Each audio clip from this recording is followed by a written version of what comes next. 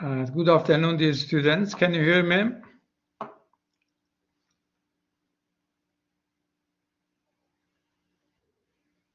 Okay, thank you. Thank you, Abdulrahman. So then we can start. Thank you very much, Omar. Yes, okay. So now we can start. I'm going to share the screen with you. So one second, please. Okay, here we have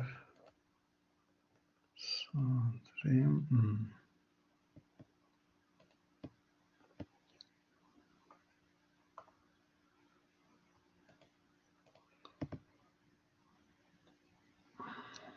So in our last lesson, we finished the pneumatic actuators.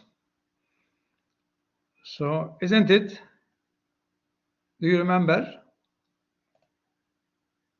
Can you remember?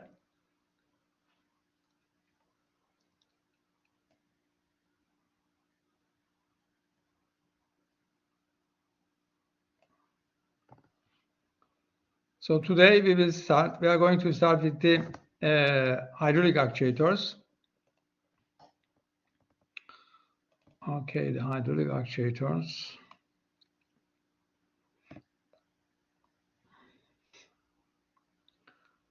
So I'm going to share the screen with you.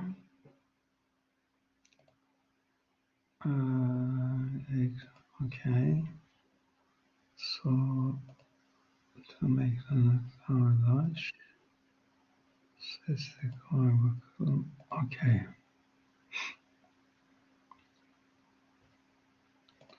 So can you see the slides?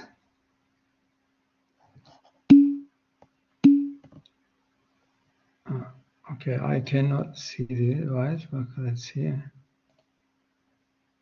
Yes, okay. Okay, then we can start, okay. So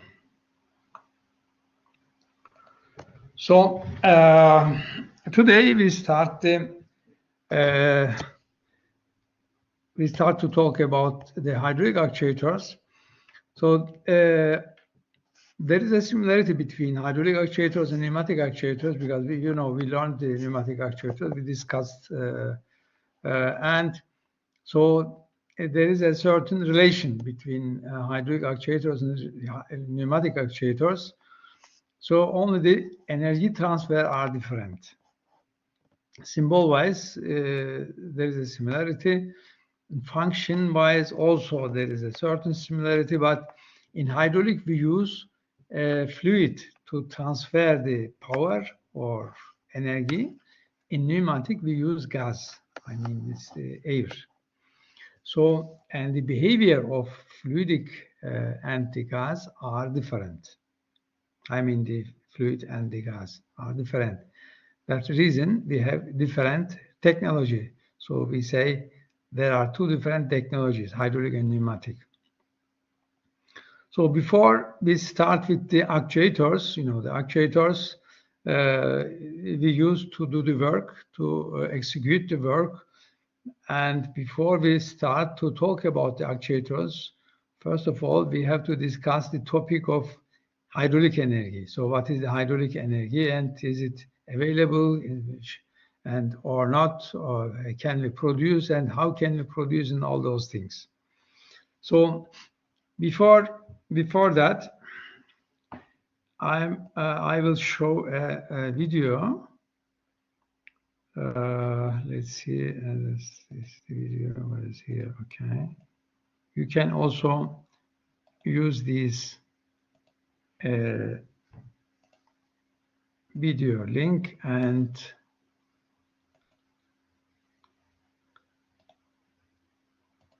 there is lots of information. The video is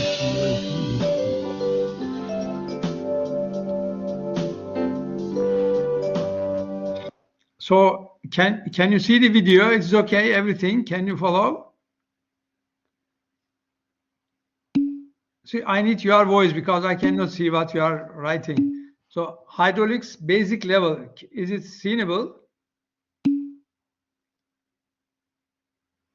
So I need your voice, yes or not?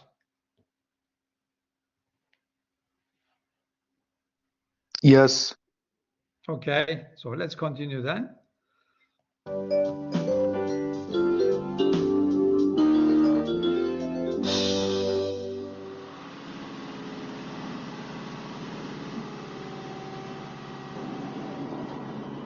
Many jobs require the application of large forces. The energy needed to exert these forces via equipment and machinery is usually supplied by motors.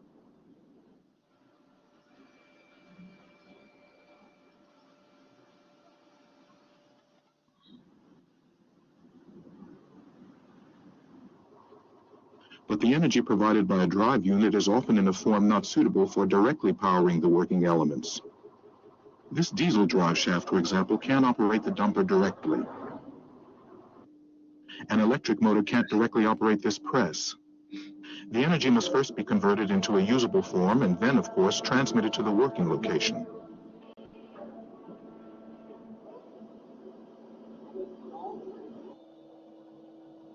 That, for example, is what hydraulics does when it uses a fluid as a medium for transmitting force and controlling movement.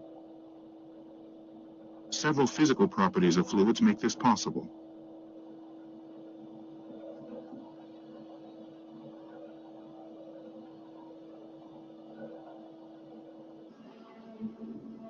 Here are the most important advantages of hydraulics. A considerable force can be transmitted in carefully measured amounts, as with this press.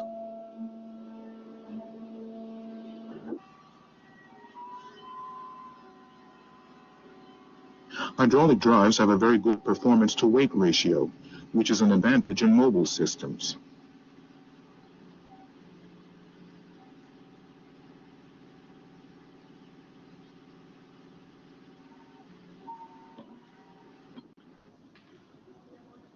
So things can be positioned very precisely, which is very important in the case of elevators or lifts.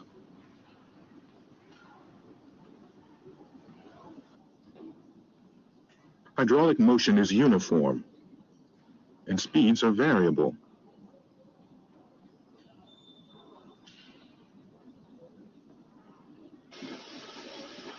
As in this sawing machine, in which the advance stroke is slower than the return stroke.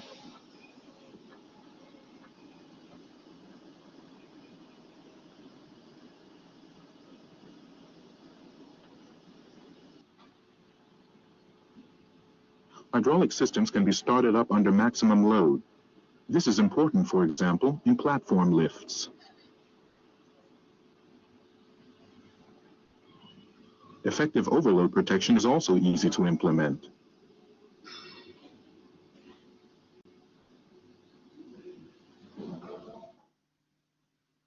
Two forms of hydraulics are available, depending on the application. Stationary hydraulics is used in stationary systems and machinery.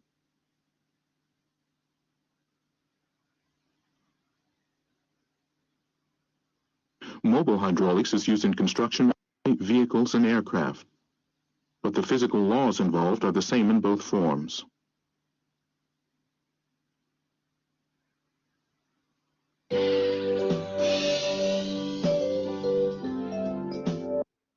So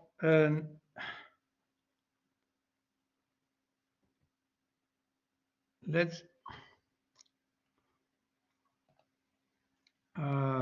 talk about the hydraulic energy, but I mean how can we produce the hydraulic energy? You may remember from the pneumatic, we said pneumatic energy is not available in the nature, so we have to produce the energy first of all, or power. So to produce one type of energy, we need a source energy. Source energy, that means we need the another energy, and then conversion of the energy into the hydraulic energy. So what is available in the companies, fabrics, so available is electrical energy, and therefore we said, okay, so then let's use, okay, here. So let's use, let's say we have the electric motor like this. We also discussed in the pneumatic, and we will go quite fast here because you know that this is the electrical energy and has to be converted into the hydraulic energy, and therefore we use a motor, electric motor. So, and what is the function of the electric motors? What he's doing? So it is converting the electrical energy into the mechanical energy, as we know. So let's say the rotary motion like this. So this is the rotary motion produced, and we have here torque and we have angular speed. So angular speed, and from the electric power we have what we have. We have voltage,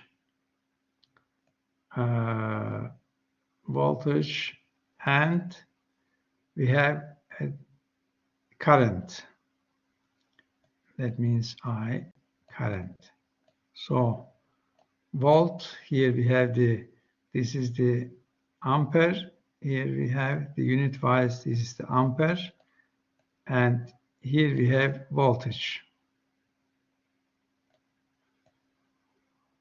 So this electrical power. And how can we calculate the electrical power? We said already power electric is equal voltage times current. That means volt times ampere, and here we have as unit watt. We have here watt. So what is watt in SI system? What is, Newton meter per second? So we know already, we discussed in topic pneumatic. Okay. So we convert the electrical energy into the mechanical energy using the electric motor. So we know that. So now we need to convert the mechanical energy coming from the electrical motor into the hydraulic energy. For that, we need another equipment, and the name of this equipment is the pump. Like this, hydraulic pump. So it is pump the energy, hydraulic energy. So it's like compressor, but inside of this triangle is black. So this is the connection to the oil reservoir, fluidic, and this is the output of the pump. So, and we have to connect also the shaft from the pump to the shaft. Here we have the coupling. So we connect them, and then the mechanical energy from the electric motor is connected to the shaft of the pump, and pump taking this mechanical energy converted into the hydraulic energy. So we have here the hydraulic power. So hydraulic powers, and how can we calculate the hydraulic power? Hydraulic is equal, like we also discussed in pneumatic, equal is pressure difference times what? Flow rate. So, and this is unit wise Newton per meter square, and this is, as here, close it, this is the unit of pressure, and this is the unit of meter cubic per second flow rate. So okay, then the power is, if you multiply Newton per meter square and meter cubic meter per second, so then we have here the power for the hydraulic energy, we have Newton meter per second. So a Newton meter per second, as you can see here on that side, this is watt actually. So we can compare the power from each technology. So electrical power, mechanical power, and hydraulic power. This is very important for you. This is very important, let's say, to understand also conversion of the energy from one into the others and why and so on. So, okay, then we already understand that the hydraulic energy is not available in the nature, so we can get it free of charge. So we have to produce it. So in order to produce an energy, we need a source energy, and source energy means what is available in our environment. So available in our environment, in the company, in the fabric, is the electrical energy. But if we are somewhere in the mountain where we don't have the electric energy, so then we have to use the internal combustion engine, like diesel engine or petroleum engine and so on. Okay. So then maybe we discuss why need the hydraulic power, why we convert the electric into the mechanic and then from mechanic into the hydraulic. Why is the hydraulic important, or where do you use hydraulic? So you have seen a video. You have seen a video here.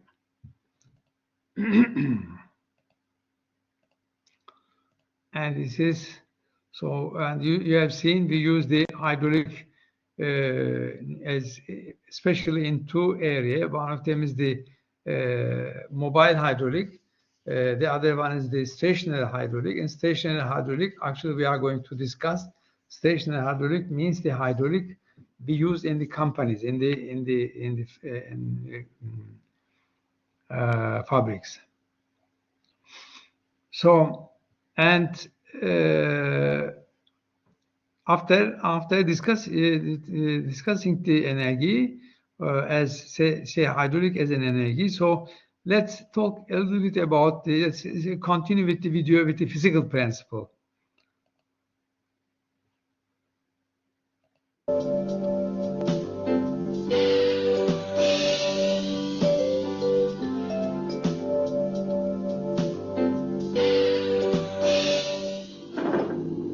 The pressure fluid in hydraulic systems has several functions. It must transmit pressure energy.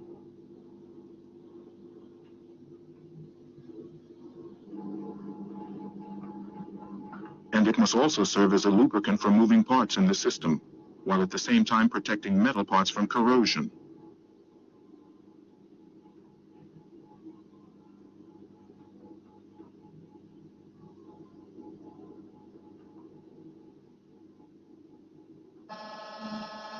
It must dissipate the heat generated by the friction of the oil flow. And finally, the pressure fluid carries away abraded particles from the surface of moving parts, which are then collected in a filter. Fluids have various properties that must be taken into consideration when they are used under pressure.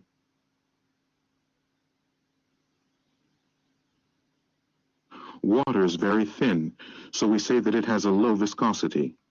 It provides no protection against corrosion and has almost no lubricating properties. This means that if it is not part of a mixture, it is not suitable as a hydraulic fluid.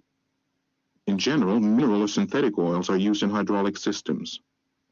This is an oil with low viscosity. And here we have an oil with high viscosity, or in other words, a viscous oil. Additives can change the physical properties of hydraulic oils. So by adding substances to oil, it can be made suitable for a particular hydraulic application. Incidentally, unlike air, hydraulic oils can be compressed only minimally, about 7% by volume. That's one of the reasons why hydraulic systems can work so precisely.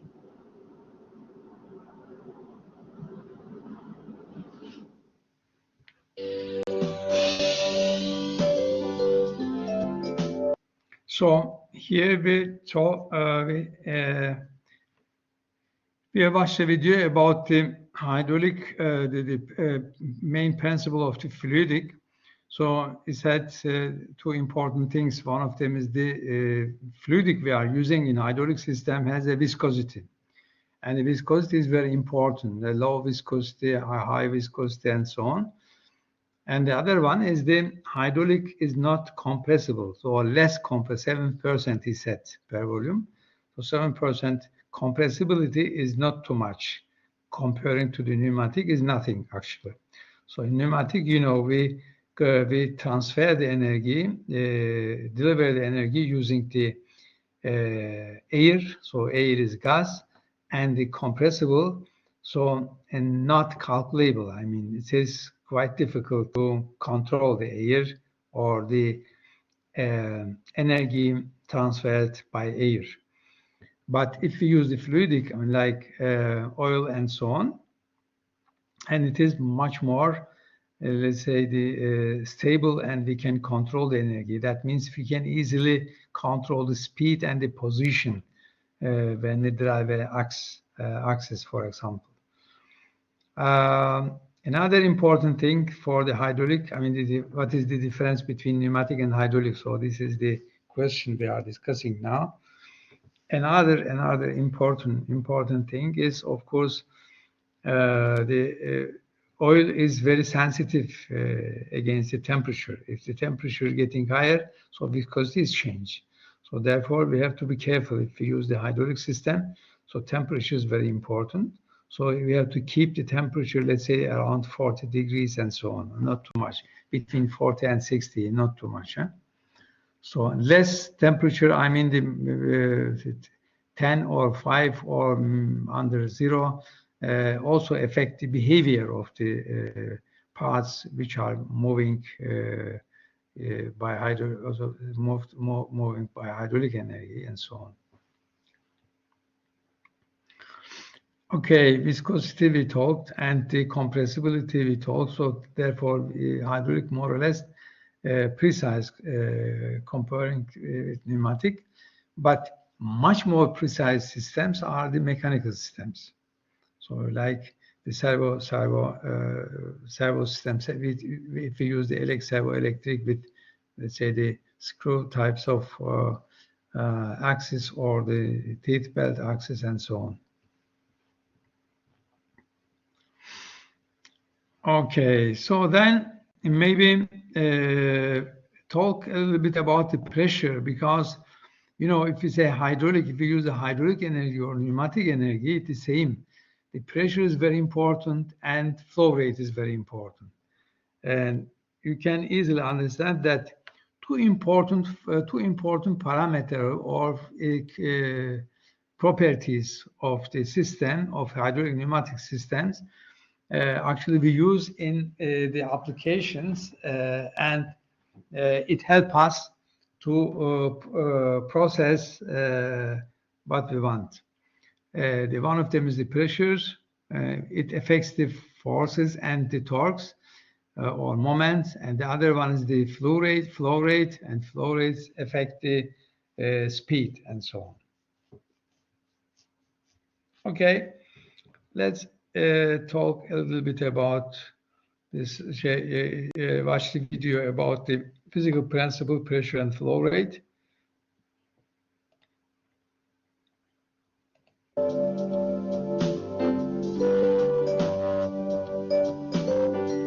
The pressure in a hydraulic system determines the system's work output.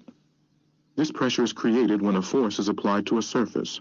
The formula for this is pressure P equals force F divided by area A. If pressure is applied to a fluid in a closed system, the same pressure is present at every point in the system. Or in other words, the fluid is under the same amount of pressure everywhere in the system. This phenomenon was discovered in the 17th century by Blaise Pascal and formulated in what is called Pascal's law. An experiment will demonstrate this. The same pressure is present in all of these tubes, as we can see by the height of the fluid level.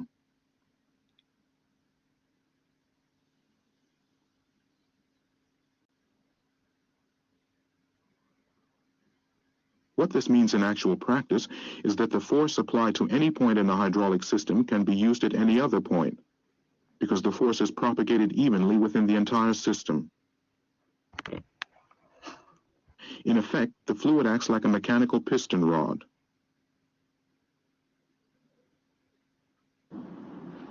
The operating speed in a hydraulic system is determined by the flow rate. This is the amount of fluid that flows through a line per unit of time. Or expressed as a formula, flow rate Q equals volume V divided by time T.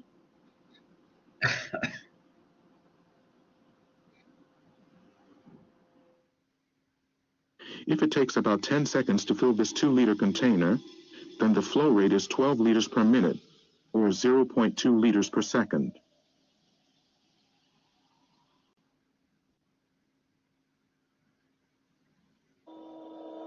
If we assume a flow rate here of 2 liters and the volume on the piston side of the cylinder is 160 cubic centimeters, then it will take approximately 5 seconds for the cylinder chamber to fill up completely with hydraulic fluid and advance the piston.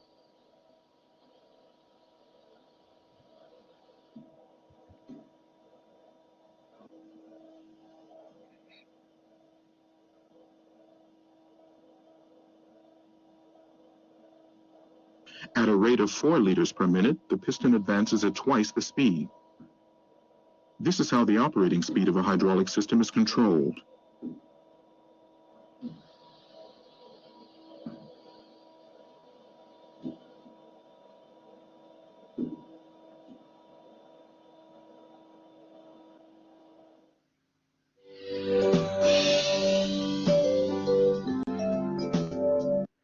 So, two important factors, pressure and flow rate, or parameters in hydraulic system. We have seen that the pressure, what is pressure and what is the flow rate. So unbelievable important as an engineer for you. So you shouldn't make any mistake regarding pressure and the flow rate. And could be pneumatic or hydraulic. So in any case, these two important technologies in our industry to use very frequently in different sector of industry. So pressure and the flow rate, you should really don't forget it. And you shouldn't make any mistakes. What is the unit of pressure? What do we mean by the pressure? And what is the effect of the pressure? What happens if we change the pressure? And also what is the unit of flow rate? And what happens if we change the flow rate, reduced or increased, and so on. All those things. Okay, then let's make a 10 minutes break. Okay, so we will start 14:15.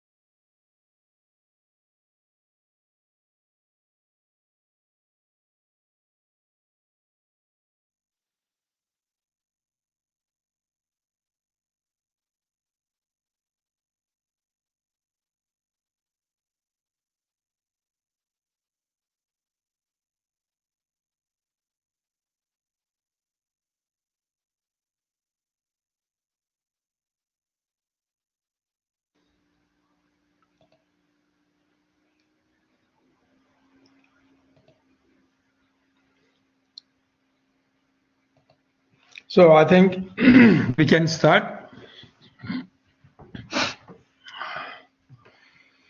So, okay, we discussed the principle of the fluidic and the main parameters in hydraulic system like pressure and the flow rate. And then let's continue with the power unit in hydraulic.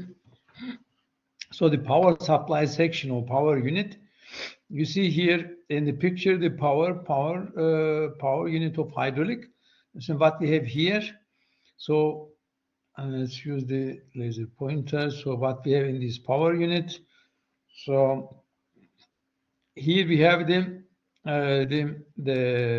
electric motor. You see here, this one here, and here we have some valve, and here we have the pump, the hydraulic pump.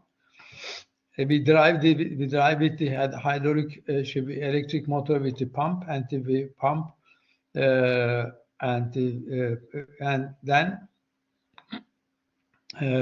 pump produce the hydraulic energy, and we use in the hydraulic system. So hydraulic pump, pressure relief valve here, pressure relief valve we will talk about later. Reservoir, that means the tank here where we have the oil inside, and we have to filter because the oil must be here filtered, so must be clean. The system like the air, you know, we talk about the service units in the pneumatic system.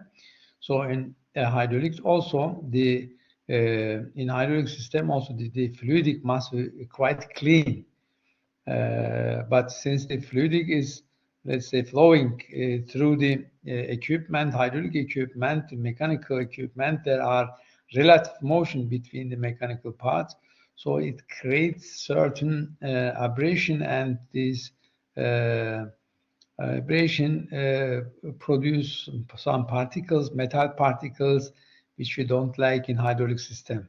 It causes a certain, let's say, the breakdown and so on. And therefore the hydraulic must be clean, and we use the filter for that. We filter the hydraulic oil. And the cooler and heater depends, we need also. I mentioned at the beginning that the temperature or the oil, I mean, we use in hydraulic system is sensitive against the temperature. Therefore, we have to control the temperature, and we have to keep the temperature in certain limits, like between 40 and 60. So not more than 60 and not less than 40, because the temperature affects the viscosity, and viscosity affects the behavior of the components driven by the hydraulic energy. Okay, sometimes we need to heat, especially in winter, if we come into the company. So in the production area, and let's say we have some machines used hydraulic energy.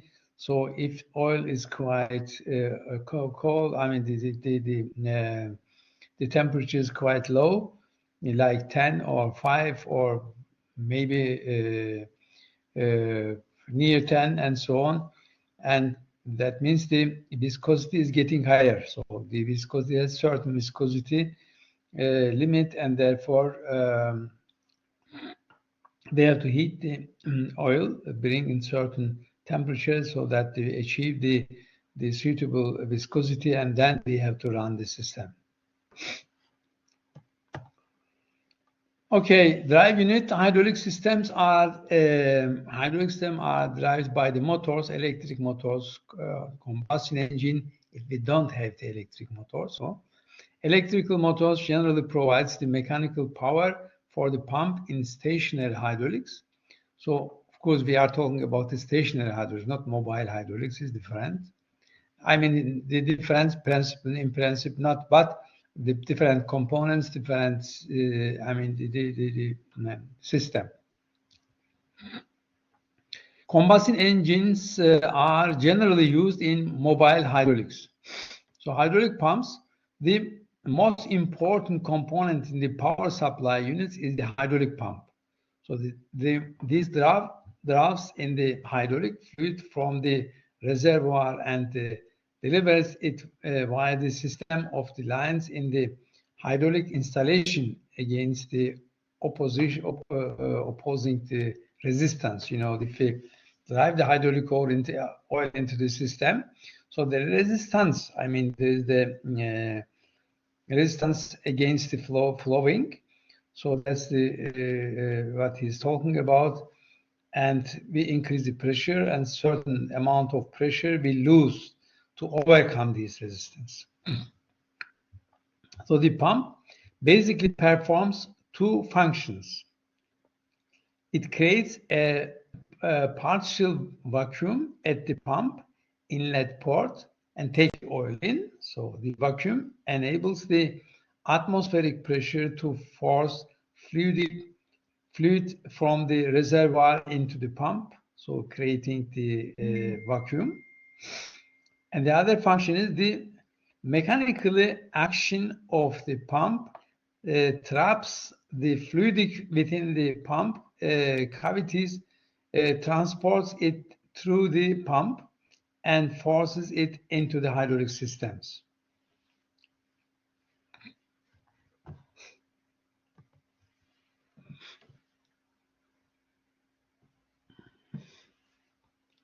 So hydraulic pump is often often assumed that pumps create pressure, but the sole purpose of pumps is to create flow. So not the pressure, to flow. The pump is responsible for the flowing, to transfer the oil or fluid, not the pressure, because pressure occurs if the oil has meet certain or face certain resistance. To overcome the resistance, the pressure has to be increased. So pressure is created by the resistance to flow. A pump is a mechanism designed to produce the flow necessary for the development of the pressure. So it cannot itself produce pressure since it cannot provide resistance to its own flow. So three basic types of the hydraulic pump can be distinguished on the basis of the displacement volume. Constant pump, that means the fixed displacement volume. So that means the geometrical displacement volume is the fixed constant. So adjustable pumps, that means adjustable displacement volume. So displacement volume is adjustable. Then the variable capacity pump, so regulation of pressure, flow rate, or power regulated displacement volume, and so on. You see, the hydraulic system is very much important and interesting in our industry and used in many in many applications. So it is, I strongly recommend that you learn hydraulic. You shouldn't not satisfy only learning the actuators, hydraulic actuators, and that's the reason why I start with hydraulic power. So how can we produce the hydraulic power? What is hydraulic power? What are the components involved in hydraulic power production, and so on. And hydraulic as a topic is quite huge. So there are many special cases and special components and special application and knowledge involved in hydraulics. So hydraulic pump, we can say, okay, the hydraulic pump could be divided in three groups, like gear pump or rotary vane pump and piston pump. And gear pump, external gear pump, internal gear pump can be also divided in its group. External gear pump, internal gear pump, annular gear pump, and screw pump, and so on. And all these are the constant pump. That means the flow rate cannot be changed. They have fixed flow rate. Hydraulic pump, the rotary vane pump are the internally pressurized or externally pressurized. And piston pump could be radial piston pump and axial piston pump. Different design, different type of design. So those constant and adjustable and variable capacity pump, these rotary vane pump and the piston pump. We will discuss some example, and I will show you how can we vary this, change the displacement regarding the flow rate in this pump. So hydraulic pump, constant flow displacement pump, so type gear pump, vane pump, and piston pump, function to displace fluid and create flow, so the function of the pump. So pump rating rated by the amount of fluid that can be displaced for each revolution of the pump shaft, specified in cubic inches or cubic centimeter per revolution, and theoretical values and theoretical values, and so on regarding the flow rate. You know, it comes from the geometry of the design, so theoretical value or theoretical, let's say, the flow rate or volume and so on. But the pump cannot use the 100% of the theoretical volume, and certain percent needs for the lubrication by, say, for itself. Since it is a mechanical component, it needs also lubrication during the rotation. So hydraulic pump, positive displacement pump, the function delivered to the systems a specific amount of fluid per stroke, revolution, or cycle. So classification, fixed displacement pump have a displacement which cannot be changed without replacing certain components, and variable displacement pump means vary the size of pumping chamber by using external controls. So you see here the pictures about the hydraulic pumps. Here we have gear pump, external tooth. So here gear pump, internal tooth. And here we have screw, like we had in pneumatic, screw compressor, screw types of compressor. So all of those designs have their own specifications. So what could be that? So speed range and the displacement volume, theoretical displacement volume, and nominal pressure which we can get, or the total efficiency of.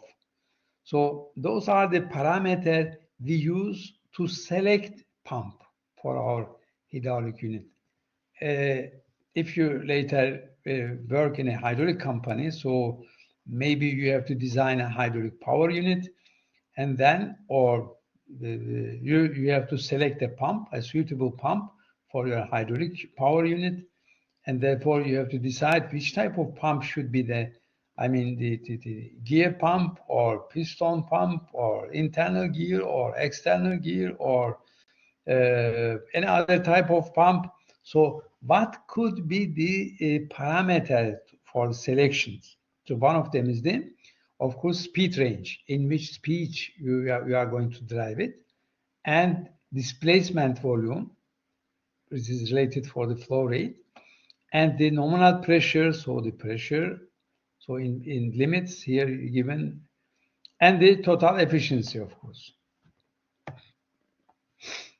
Another types of pump, like rotary vane pumps, you see here the picture, or axial piston pump, and radial piston pump, for example, here. So all you see, there are all these pumps, they have their own specifications. For example, if we use the gear pump, external gear pump, So that means the speed range is between 500 and 3,500. So in that range. And the displacement volume is between 1.2 250 cubic centimeter, depends on the size. And nominal pressure, it is 63 160. You see, in pneumatic vet, we use the pressure 546 bar, but 546 bar not to mention in the hydraulic, because we use the hydraulic for high pressure. So therefore, the pneumatic is not a compete with the hydraulic, or hydraulic not compete with the pneumatic. All of them has their own specific application area. So if we need more, I said, high forces and torques, that means we need high pressure. So then we have to use hydraulic. But if we have, let's say, not high forces, we can create using by 5 bar or 6 bar, then we have to use the pneumatic. Or regarding the speed, if we want to control the speed very precise or more precise, let's say, comparing to the pneumatic, then they have to use the hydraulic. A precise speed adjustment is possible with hydraulic, but not pneumatic. In pneumatic, we can reduce or increase the speed, but the certain value of speed to achieve is not possible. But in hydraulic, it is possible. And the pressure, we already mentioned, and of course, the total efficiency of the unit. So in case of screw pump, you see the flow rate is 630 maximum, and the pressure of 4,000. So sorry, the RPM 4,000. The pressure is also again 160 bar, and the efficiency is so from 0.7 0.84, and you see the gear pump is much more higher regarding the efficiency, gear pump and the internal or external gear pump. So, but if we come to the piston, axial piston or rotary vane pump, they have different values, and quite high pressure we can produce by axial piston pump.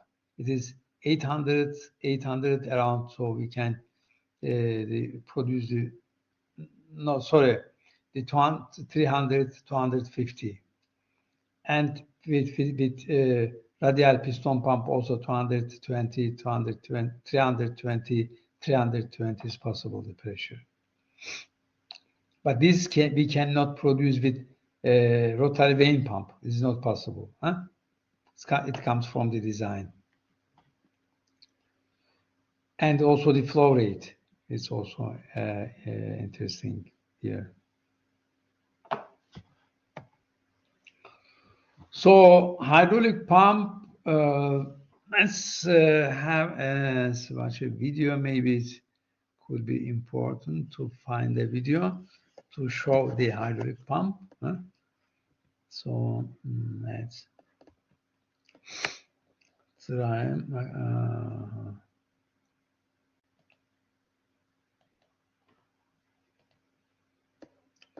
Transmission of force and displacement. Let's see what's the principle. Okay. So that's,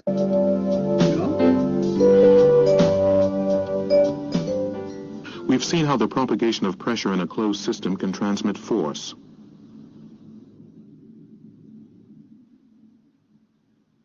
On effective surface areas of equal size, for example, equal piston diameters, the effective force on the left is exactly equal to the force on the right. When equal weights are used in our experiment, we achieve a balance of force.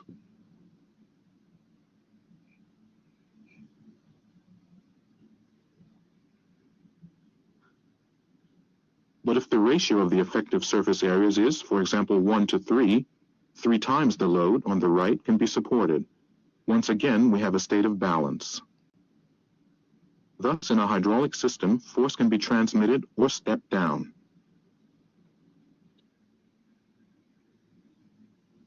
The same applies to displacement. Here we have equal piston surface areas in both cylinders. When the piston on the left travels a certain distance downward, the right-hand piston rises by the same distance.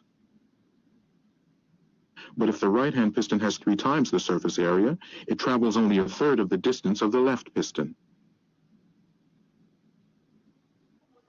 This way, large masses can be moved with comparatively little exertion of force, as in the case of this hydraulic jack. On the one side, we have low force with high displacement, while on the load side, we have a large load with small displacement.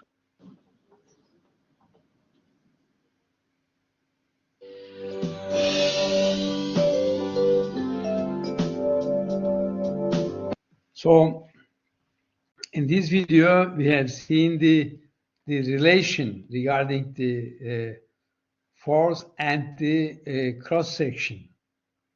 So maybe I have to use the, I can use the, sorry, let's come here. And here, let's say,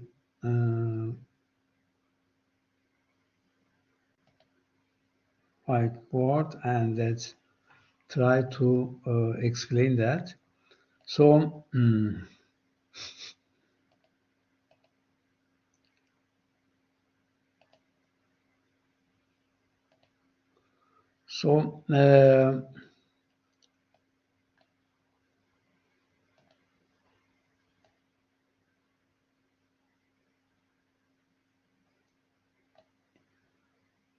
we have such a piston, let's say, or no, sorry, I have to change it.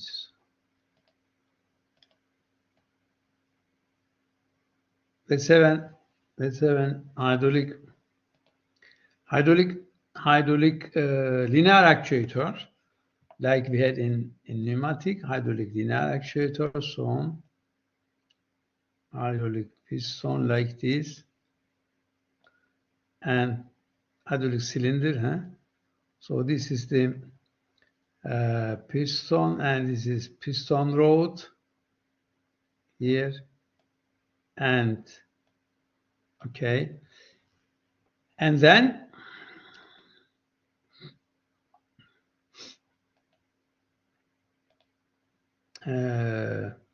we have a certain area here.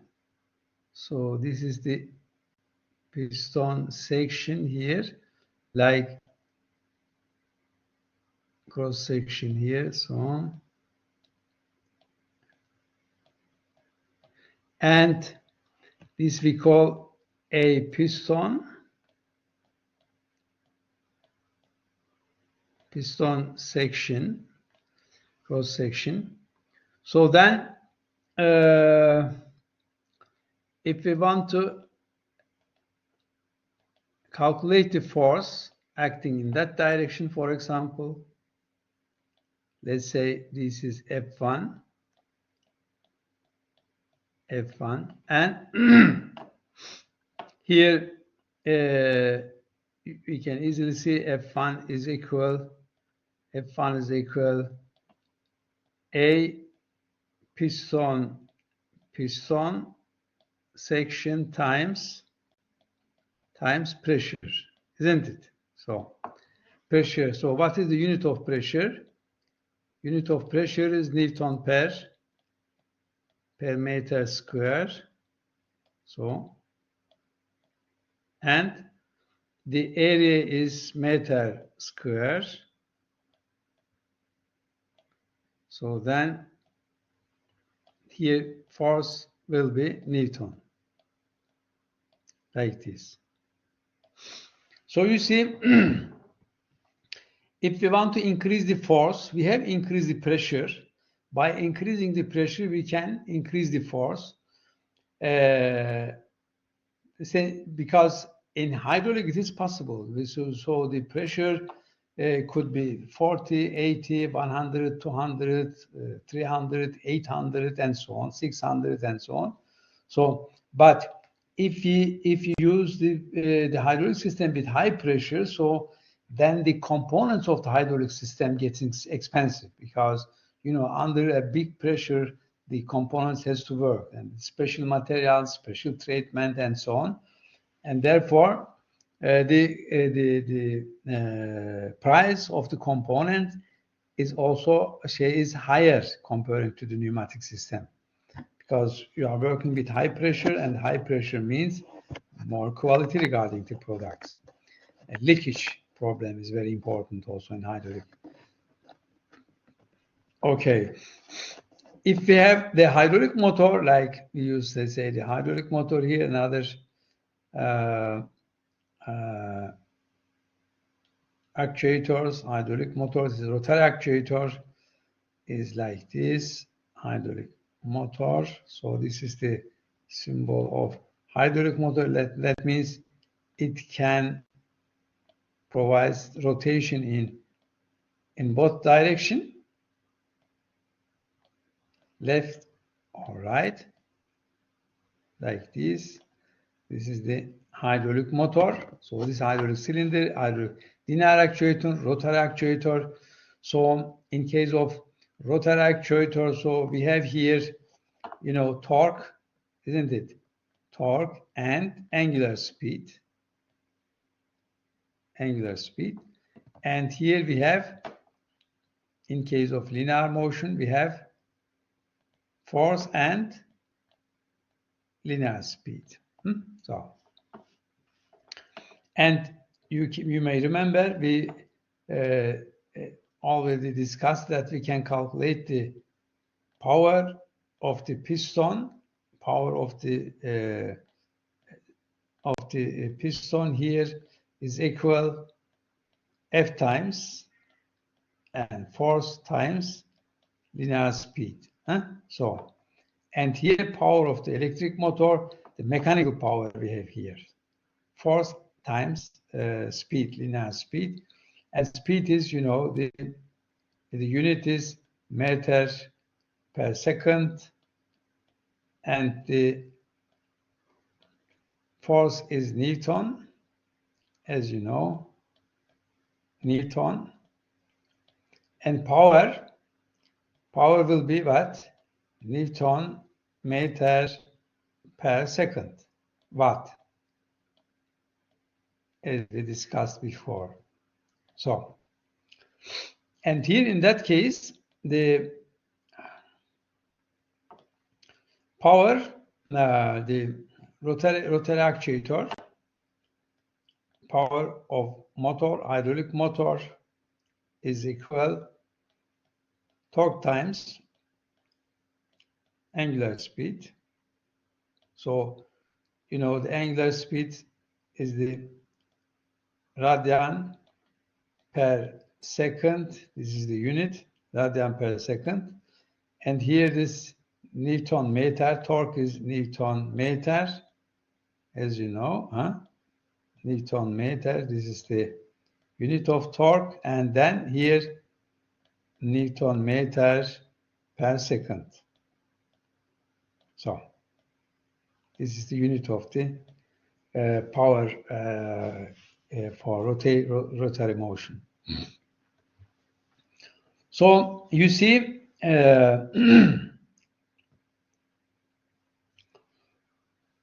in case we are interested for the force, low or high, so then we have to deal with the pressure, like here, pressure and section. If we select the piston for a certain diameter, so that means we cannot change the geometry of the piston, but increasing or decreasing the pressure, we can change the force. And here is also, torque is also can be changed by changing the pressure, because the torque is also related to the force, radial force, and the distance from the center center of rotational axis, and therefore the pressure, if we change the pressure, we know the forces, all the forces in hydraulic system and the torques are affected. Okay, so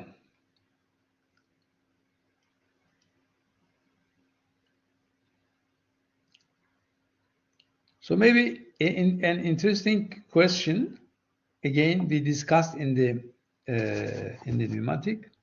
So the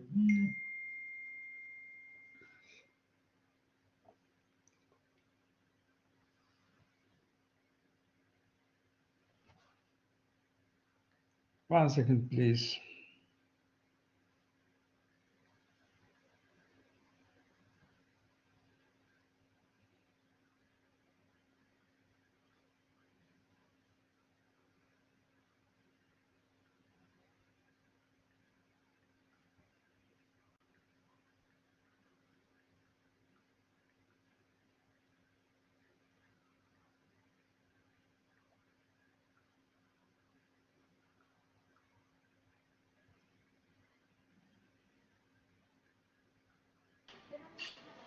عرفت المحاضرة قال لك اللي نزلتها قال لي انه حاط منفتح الماي.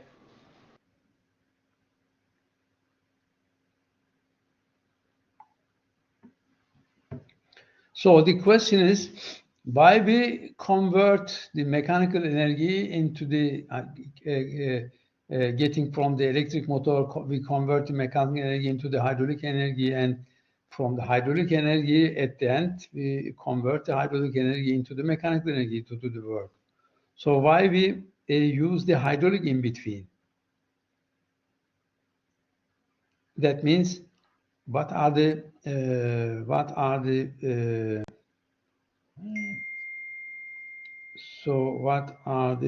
okay, why we use the hydraulic energy? So what are the advantages of hydraulic energy?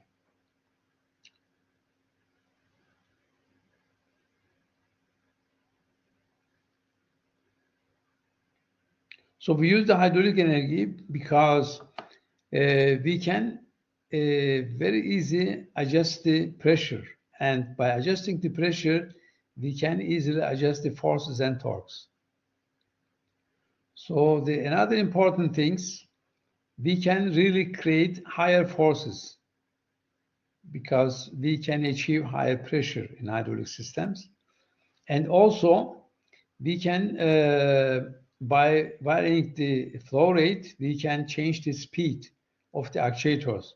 I mean, the speed of hydraulic linear actuator, hydraulic cylinder, or rotor actuator, hydraulic motor.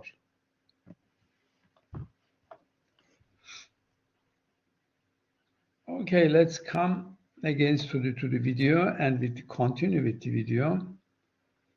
And therefore, I have to share with you the screen, the screen. A moment. So,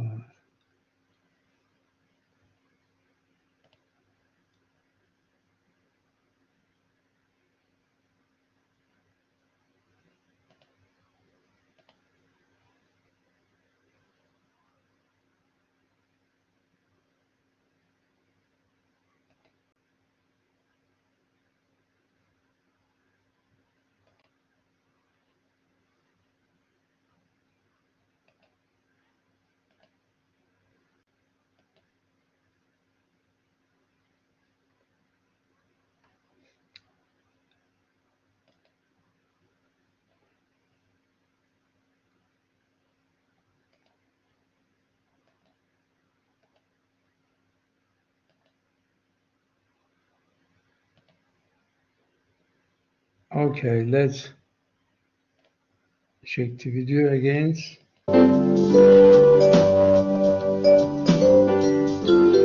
The pressure in hydraulic systems can also be transmitted.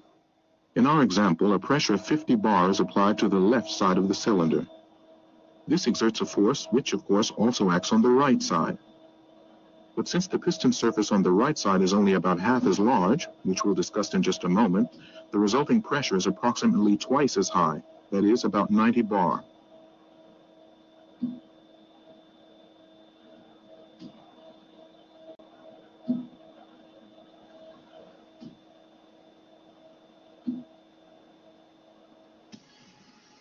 In actual practice, pressure transmission is used when high pressure is required only at individual points in the system. For example, at a clamping cylinder like this one. This can eliminate the need for an expensive high-pressure system.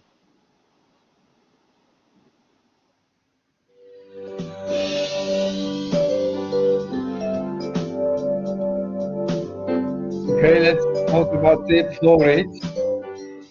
Different points within a hydraulic system have different cross-sections. But because flow rate is the same throughout the system, flow velocity is higher through narrow passages.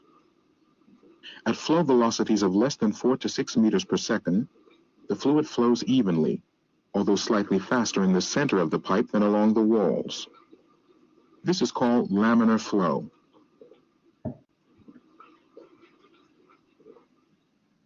In a narrow passage called a throttle, flow velocity is higher.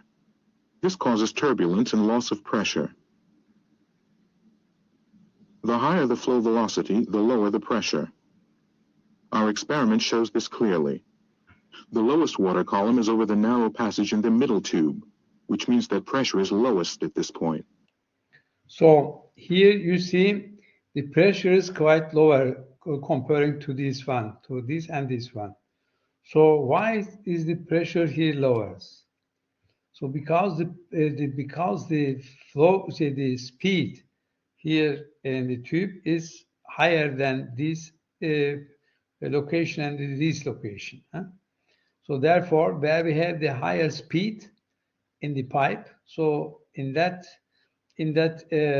position we have lower pressure, and where we have lower speed we have higher pressure. This is very important for the fluidic. Okay, let's continue. In extreme cases, pressure can drop so drastically that it creates a partial vacuum. This causes bubbles to form from air dissolved in the hydraulic oil. The sudden rise in pressure that occurs when the passage widens again causes the bubbles to collapse, tearing out tiny particles from the material at the transition point. This in turn causes material fatigue or even breakdown. This effect is called cavitation.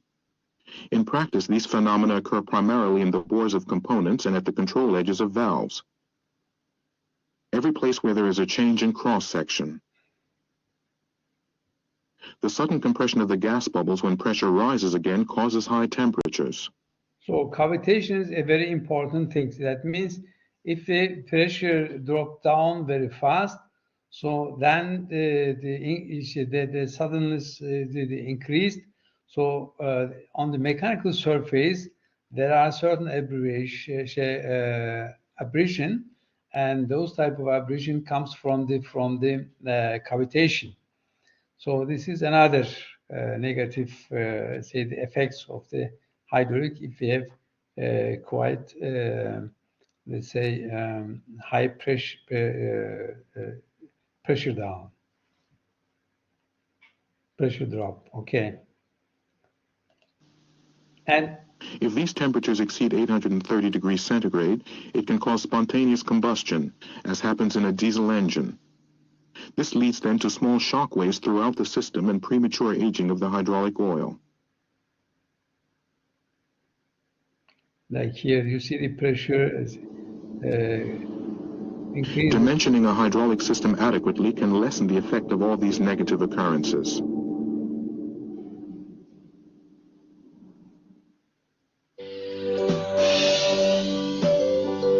So now we discussed what is flow rate, what is pressure, and how can we use the pressure and flow rate in a hydraulic system, in which way, and what are the purposes for that.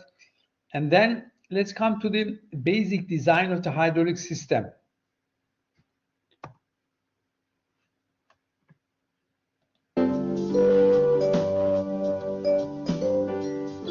hydraulic system gets its energy from an external source. For this jack, the source can be a person. Or for this platform lift, it can be an electric motor.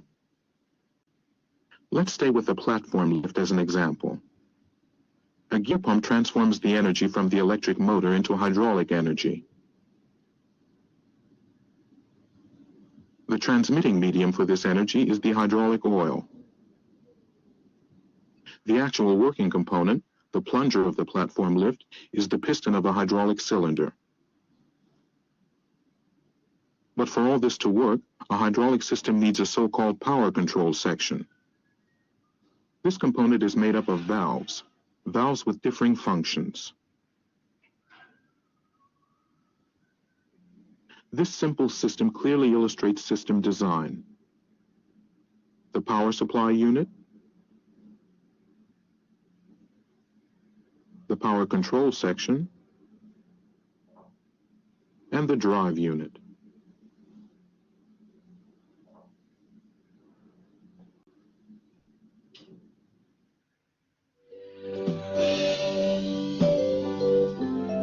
Okay, now the hydraulic power unit we already discussed, but we will see some videos. In the power supply unit, mechanical energy is converted into hydraulic energy, and the hydraulic fluid is conditioned. The main components in this unit are the drive motor, the safety valve, the oil reservoir, and the pump. This is an external gear pump. It creates a continuous flow of fluid. And this is how that's done. The suction. So you see here the external gear pump, the function, the function of the external gear pumps. So you see how oil is flowing from here, from up, from down to the up in that direction. So is it correct? The direction of the flow is correct, or is it something missing? But suction chamber is connected to the oil reservoir. When the two gear wheels turn, the volume of the chamber increases slightly whenever a tooth leaves a gap. This creates a partial vacuum in the suction chamber, which then causes the oil to be drawn out of the reservoir. Oil is transported between the gear teeth along the chamber walls to the pressure chamber. So the oil is transferred between the gear gap here. So in that direction. So here the oil flow in the gear gap, and within the gear gap transmit to this point, and also from this side to this point, and then here one teeth is going into the gap of the other teeth, and then the oil has to press in this direction. So there is no connection here in between. This is not possible. The connection in between. If there is a connection, that means the leakage.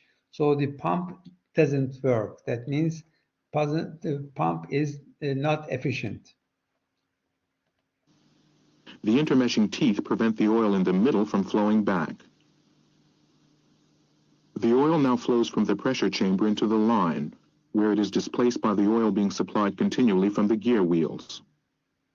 Initially, the pump doesn't create pressure, but only a fluid flow.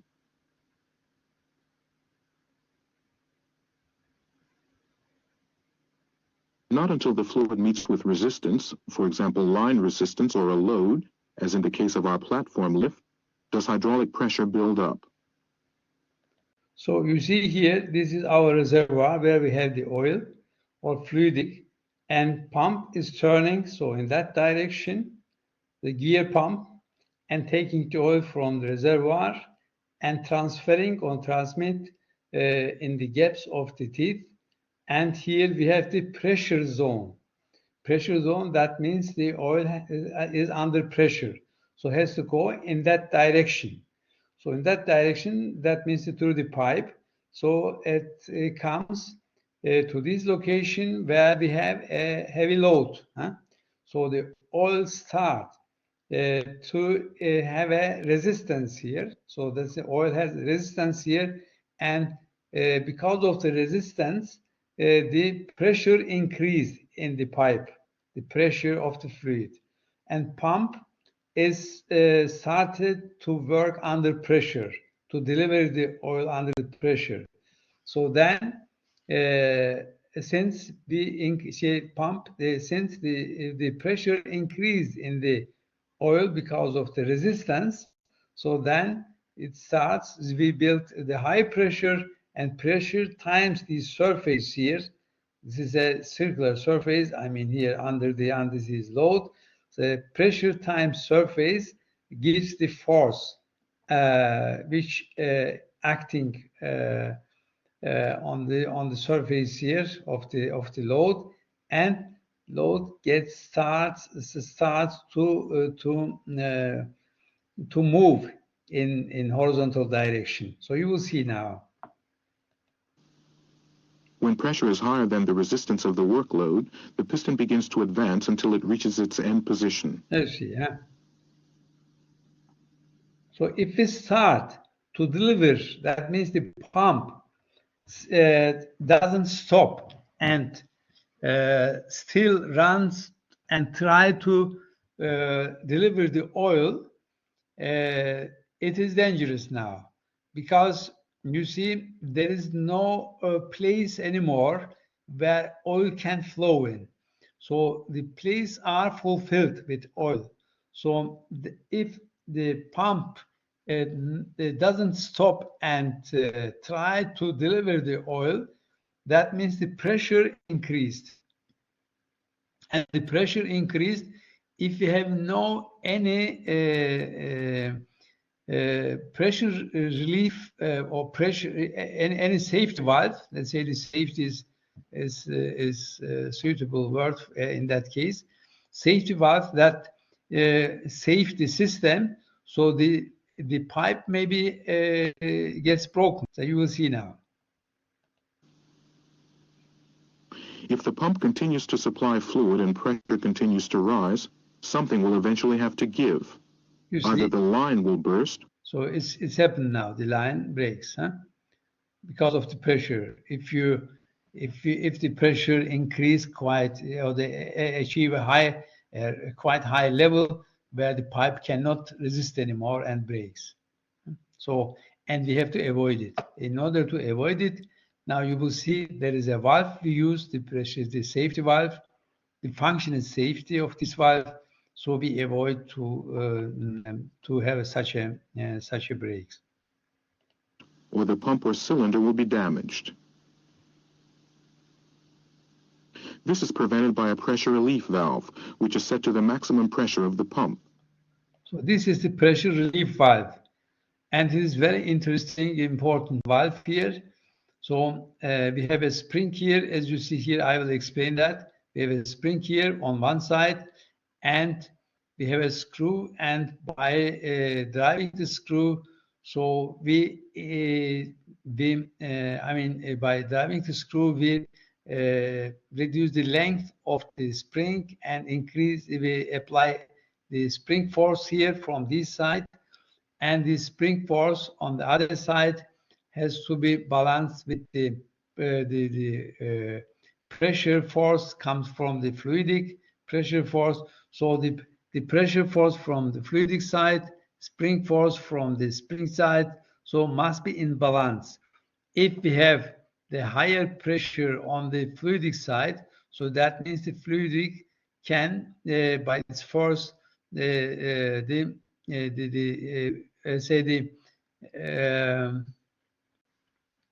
open the way oil in that direction, and the oil can flow from here into the reservoir.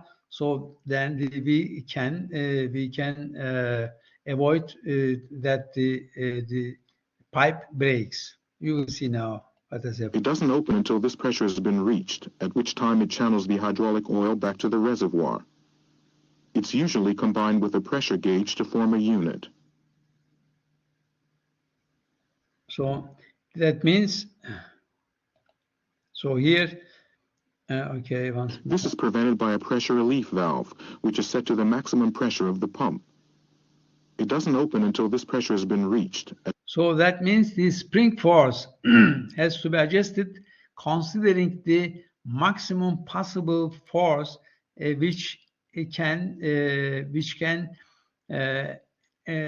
cannot any damage on the pipe.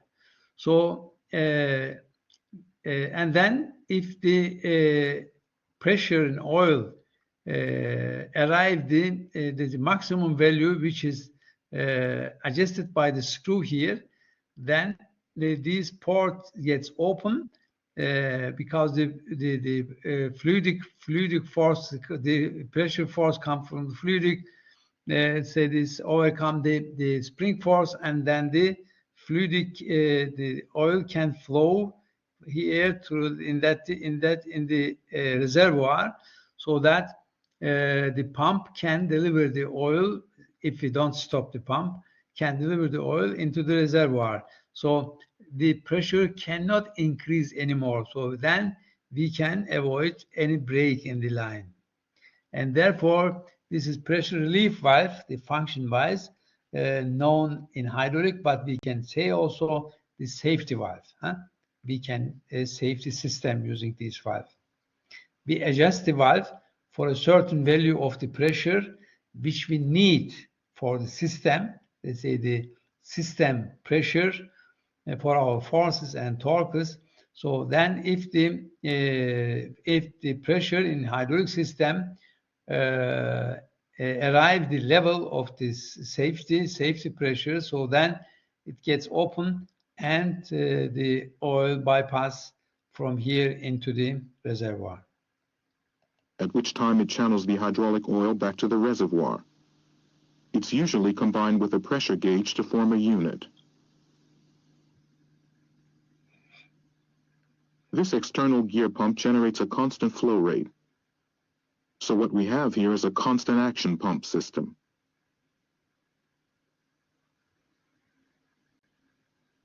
The oil reservoir in a hydraulic system has several functions. First of all, it holds the oil supply for the system and takes up the unpressurized oil flowing back from the system, which it then cools. But also, suspended matter, water, and air must be removed from the oil. In order for the oil to remain in the reservoir long enough for this to be achieved, the reservoir must have a large enough capacity. Before the oil leaves the reservoir and returns into the system, it flows through a filter that traps any remaining impurities.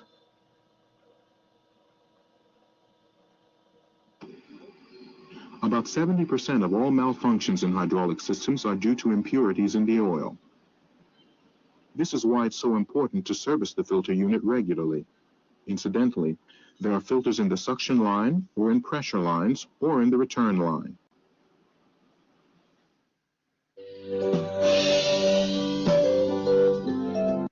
So I think we can start now with the actuators and talk about the actuators or drivers, hydraulic drivers. Now we learned what we learned. We learned what is hydraulic, what is the hydraulic energy, how can you produce the hydraulic energy, what is a pump, how does it work, especially the external gear pumps, and what is pressure and what is flow rate, and what are the effects of flow rate and pressure in a hydraulic systems. So, and what is the power unit and the parts of the power units and so on.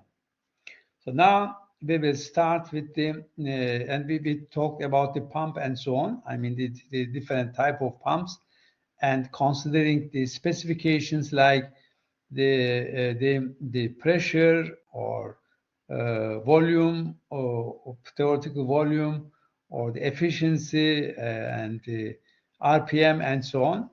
Now we are ready to talk about the hydraulic actuators. So let's make a break. Let's say 10 minutes, and let's say 15:25 we will start. Okay.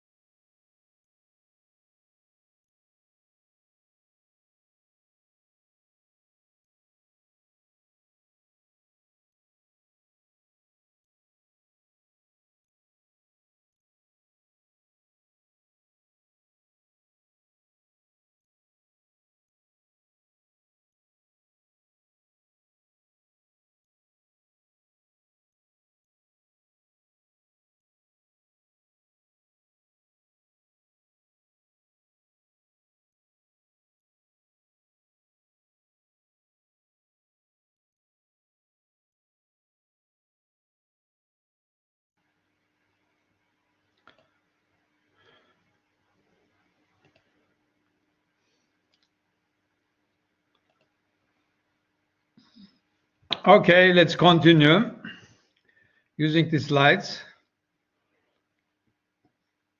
So you see on the screen the external gear pump, the cross section of the external gear pump, and here trapped fluid from here, and then here we have the pressure area and the section area here where we have the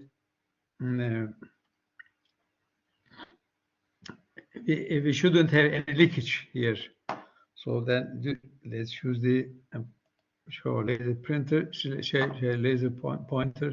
So here we shouldn't have any leakage because there is it must be separated this area. This is the pressure area. This is the vacuum area, and must be really separated. So shouldn't be any contact between these two areas, so that the oil or fluid can be transmit within the gear gap in that direction, and here also in that direction. So gear pumps are the fixed displacement pumps, since the displacement volume which is determined by the tooth gap is not adjustable. So here you see that not adjustable. So there is here, maybe I have to, so I have to reduce a little bit so then you can easily, okay, read it. So why flow rate is fixed? Because we cannot adjust the gaps. It is not possible. It is fixed by the design.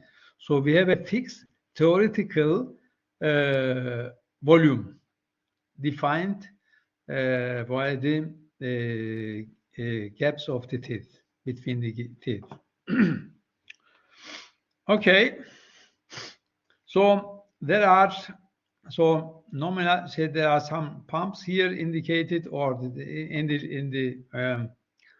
the table you see the nominal values of the most common pumps types.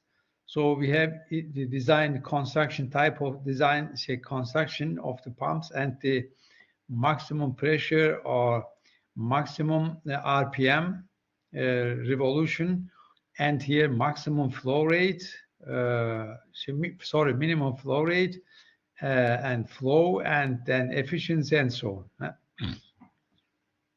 And the efficiency here is moves between, this is the 80, 70, 80, or 80, 90. So, and the flow rate here 300, 100, and here the maximum 500 here for the axial piston pump. If you need more flow rate, so you need axial piston pump. And the pressure, maximum pressure, you can also produce using by radial piston pump 700, for example. It's very, very interesting, very important. Radial piston pump 700 bar, and the axial piston pump maximum 350 bar, and so on. And the radial piston pump, it starts from 300 bar. Okay, so then we already discussed the power unit, hydraulic power unit, and we discussed the reservoir. Here we have the reservoir, we have the filter here. This is the electric motor, this is the pump here, and the pressure relief valve here, and so on. Hydraulic pump, pump here, and the pressure relief valve, and here return line, and air filter, and here filler filter, and so on, and fluid level indicator here we have.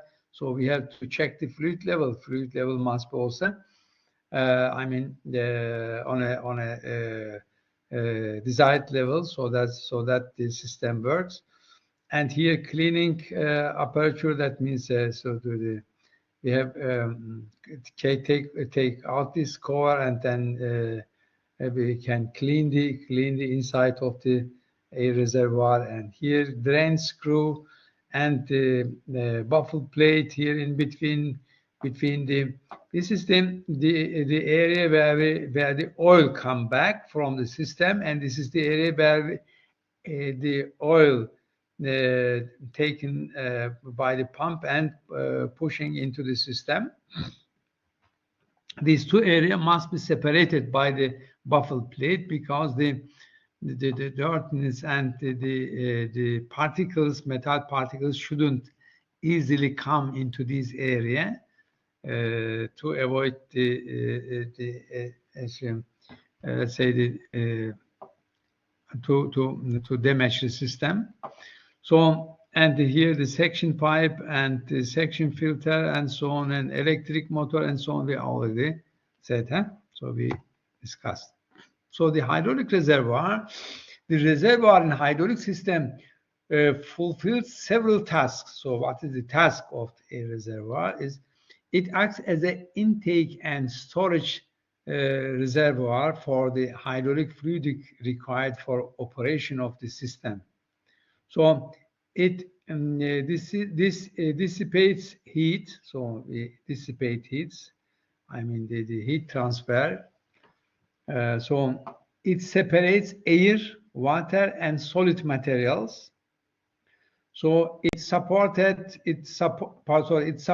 a built-in or built-on pump and drive, motor, and the other hydraulic components such as valve, accumulators, etc. So hydraulic fluid, so on the other side, hydraulic fluid is also an important part of hydraulic system.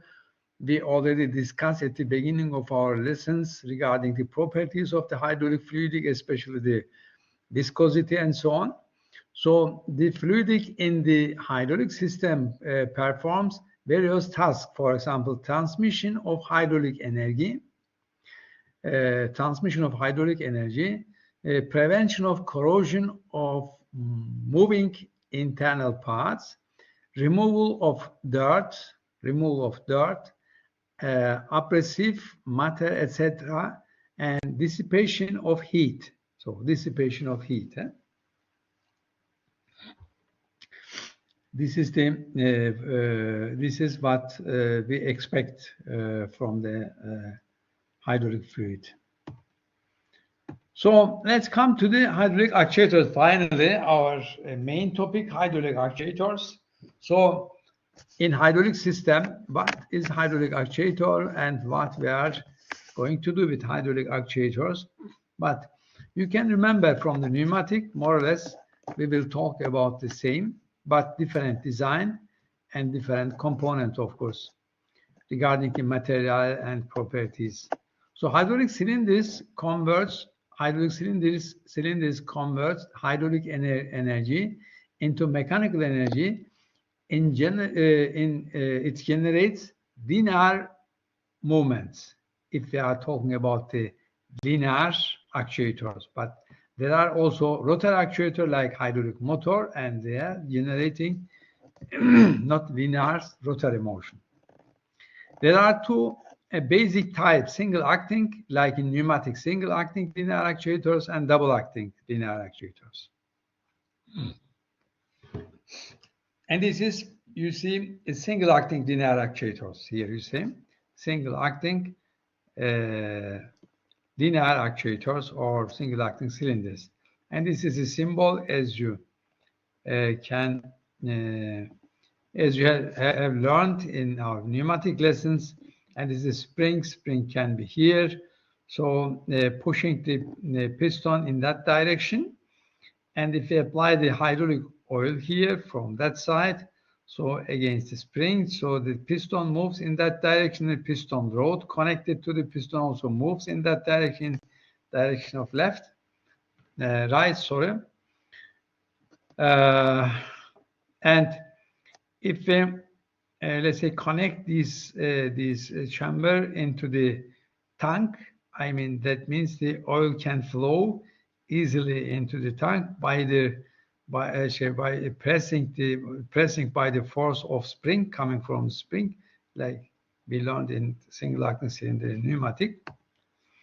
So, and sometimes we have a quite let's say solid piston. That means diameter of the piston and piston rod are the same. So or the same material, let's say. And why it is like this? Because we need heaviness so that the piston can come back by the weight of the piston rod and piston together. Huh? So the part one is the mounting screw. Mounting screw, this one here, the mounting screw. So this is okay. It's true, but the cap, this back cap here. I think mounting screw, a vent screw. 2 is the vent screw here, and the piston rod here. 3 and 4 the cylinder barrel is in the barrel body, piston rod bearing here, and then the piston rod seal here somewhere, the sealing part, and the wiper. So we need the wiper because we have to avoid the dirt from the outside. Shouldn't come into the hydraulic cylinder. So this, you see the single acting cylinder here. And I mean, this plunger cylinder we call, so that means the diameter of the piston and piston rod are the same, or the piston and piston rod are the same, and diameter wise and the volume wise, so that we create weight. The weight density times the volume. So, and this, because of the weight, piston can come back to initial position. So, so how does it work? You may remember our famous, so what shall I do? Okay, our famous, the simulation software, and I can use the simulation software, and I can show you now how can we derive single acting cylinder, establishing a pneumatic circuit. So we have to establish the pneumatic circuit.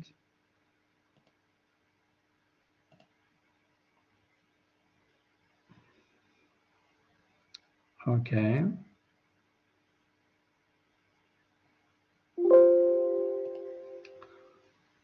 Sorry, not pneumatic, hydraulic circuit. Sorry about. So this is our single acting, but no, sorry, we have not the pneumatic. We have to close the pneumatic, and we have to work with hydraulic now. So hydraulic, unfortunately there is no single acting cylinder in, but of course we can use this one as pneumatic. The hydraulic, I hope it will work. So we need the so we can use actually this symbol. It shows the power unit of the hydraulic. This is the electric motor. This is the pump, and the shafts are connected here by a coupling, and then electric motors convert electric energy into the mechanical energy, and then mechanical energy has to be converted by the pump into the hydraulic, and so on. So here we can say,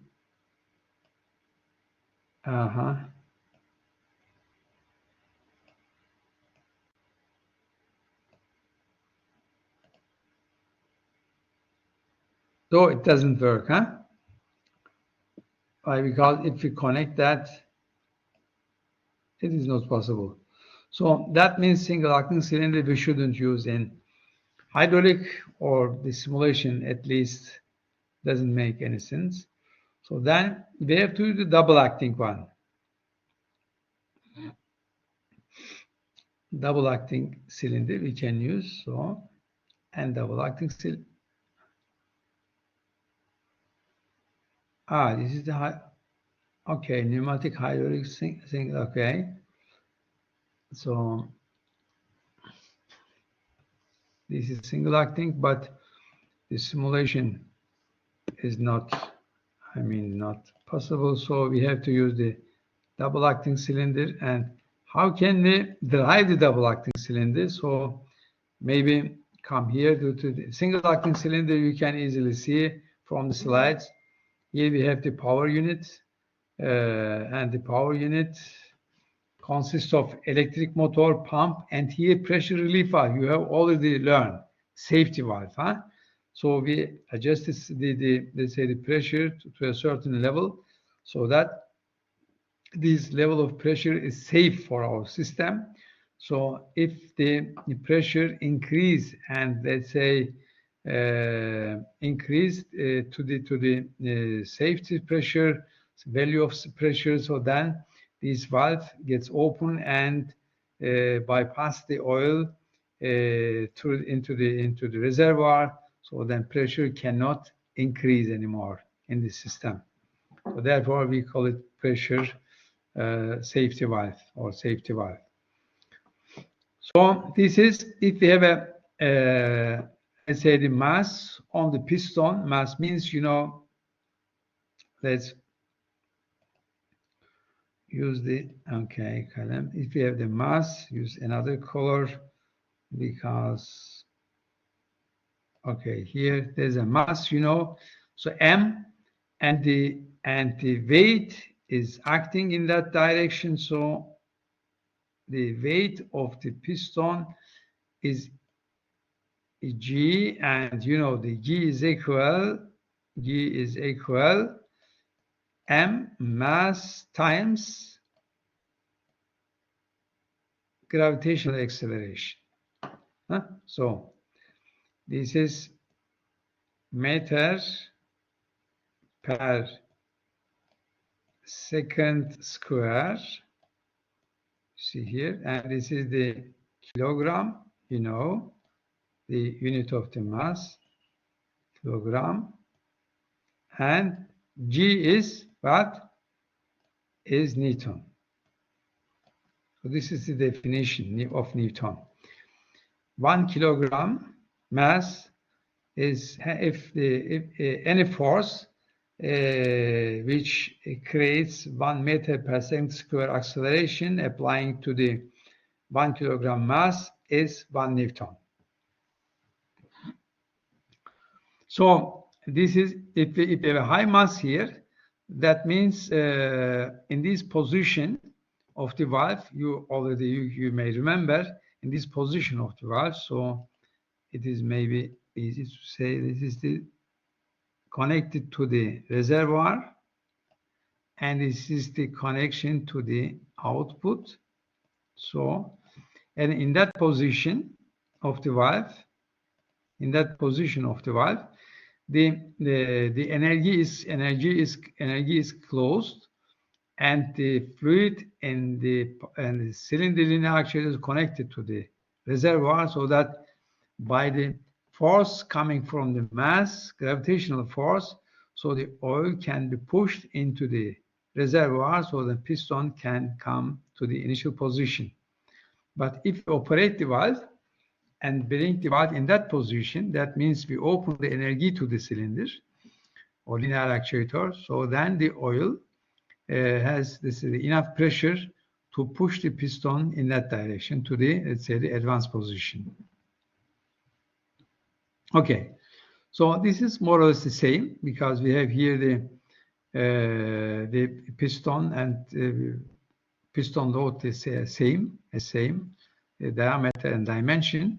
So therefore, we have here a big volume and the mass, and because of this mass, here there is a force, gravitational force acting in that direction. This is G is equal M mass times gravitational acceleration. So, and this force brings the piston in initial position. If the valve is in that position, I mean the output of the valve is connected to the tank here. But if bring the valve in that position, and the open position, by operating the valve. So then the energy gets open to the cylinder, and the hydraulic energy push the piston in that direction against the gravitational force. And this is how the single acting cylinder is working. Actually, we have seen that single acting cylinder. We have seen where we have seen that.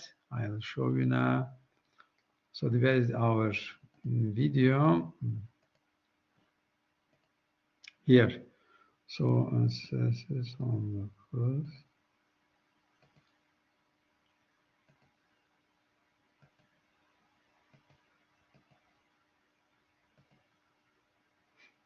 So this is one of the application of single acting cylinder. You see, on the one side, we have low force by with hand high we drive the displacement, cylinder while by on the hand. load side, we have a And large load with small the car displacement. is getting higher. Come down by the load of the car. It comes down by the load of the car. Maybe one can show once more the lift. Where we had a lift somewhere, and I'm trying to find it. Maybe somewhere.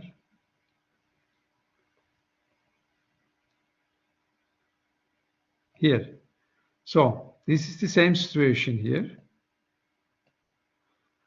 Pump transforms the energy from the electric motor into hydraulic energy. You see the lift The here? transmitting medium for this energy is the hydraulic oil. The actual working component, the plunger of the platform lift, is the piston of a hydraulic cylinder. So this is a single acting cylinder. So single acting cylinder, because the cylinder come its initial position, the piston come its initial position by the load of the car, by the extended load of the car.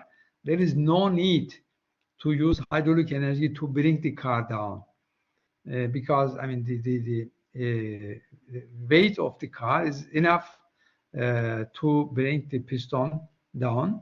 If we, let's say, direct the oil inside of the cylinder into the tank. But for all this to work, a hydraulic system needs a so-called power control section. This component is made up of valves with differing functions. This simple system clearly illustrates system design. The power supply unit, and corrosion. So this effect causes the oil to be drawn out of the reservoir to give. Either the line will burst, but also suspended matter. Okay. So let's watch the video regarding the hydraulic drives. Let's see what's going on. Drivers, that means the actuators. There are hydraulic drive units which convert hydraulic energy into linear motion. These are the cylinders.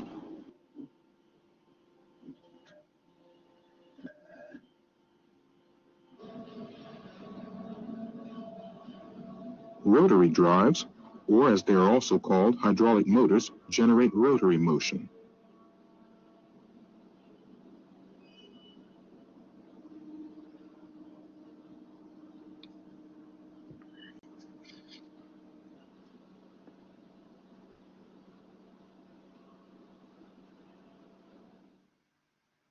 Let's look first at hydraulic cylinders.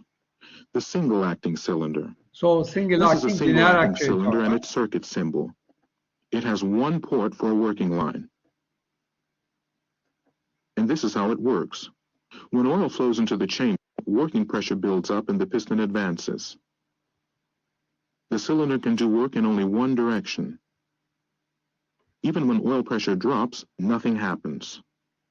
The piston doesn't retract until an external force is applied. Incidentally, The piston doesn't seal off the two cylinder chambers from each other 100%. This is why over time some oil does get into the unpressurized chamber. This oil then flows back to the reservoir via a leakage oil line. So this is the leakage oil line. Leakage oil, that means, so by the moving, let's say left and right, so it can happen. Some oil can pass, via the piston from this chamber into this chamber. So this oil has to be delivered somewhere. So we shouldn't keep it here. So therefore, we have here a leakage line connected to the reservoir for the single acting cylinder.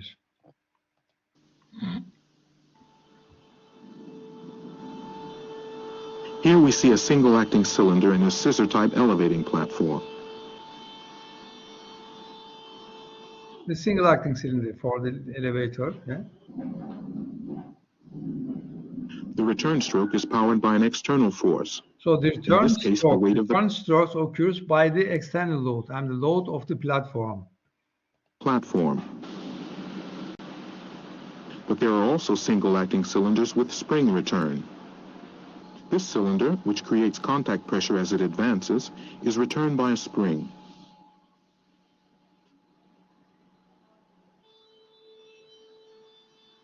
The single-acting cylinder in this scissor-type elevating platform is the so-called plunger cylinder. Here the piston and rod diameters are the same. This design is extremely bend-resistant, which makes it particularly suitable for moving heavy loads.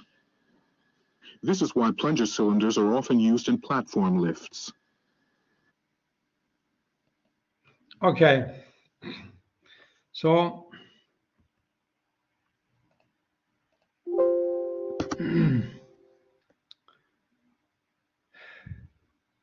so this was the single acting cylinder. Let's continue with the double acting cylinder. Can you see the video? There is no problem. You can watch the video.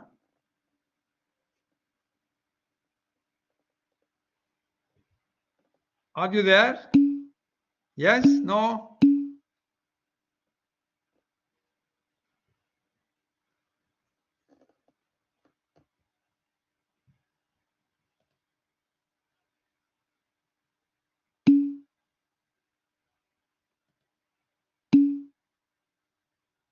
Okay, you can see. Okay, I've seen. So then let's continue. So with double acting cylinder, double acting linear actuator. The double acting cylinder. The double acting cylinder can be recognized by its two working ports. Two working ports here. This is how it works. Pressure is applied to both sides alternately to advance and retract the piston. This means that the cylinder can do work in both directions. It can push and pull. So it can push and pull because we mean that the cylinder can execute the work in both directions, in that direction and also in that direction. Because in both directions we use hydraulic energy to drive the piston.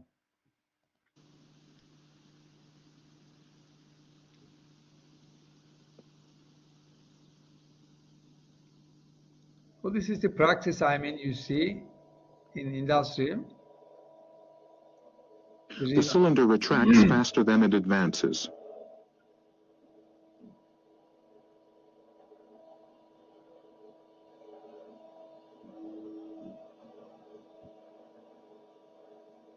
Just why is that? Well, here we can see why.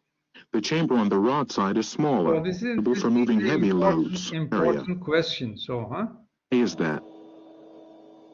The cylinder can do work in both directions. It can push and pull.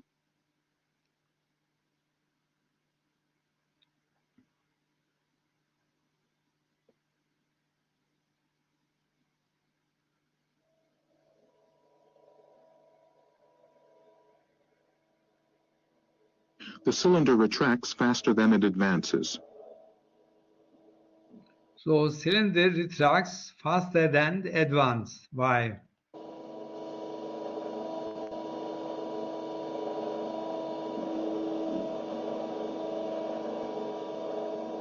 Just why is that? Yes, so Why? Why? This is an important question. You should know that, huh?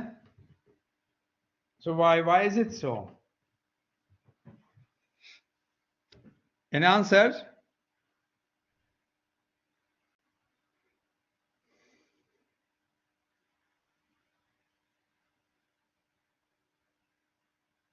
Okay, let's continue. Think about why the piston retracts much more, is more faster than the advanced motion. So let's see the explanation. That. Well, So you see the volume here. For the advanced motion, advanced position, so the oil must be fulfilled this volume. And for the return stroke, the oil must fulfill this volume. So which volume is bigger? So of course, this volume is bigger because this is the full volume. And here in this volume, it's less than this one because of the volume of the piston rod. The piston rod, as much as the piston rod volume is smaller, this one. So that's the reason, because we have delivered the constant flow rate. And if you deliver the constant flow rate, this constant flow rate can fulfill this gap. To fulfill this gap needs more time than this gap here, this volume. And that's the reason the return stroke needs more time than needs less time than advanced stroke. here we can see why. The chamber on the rod side is smaller, with the rod further reducing the effective rod surface area.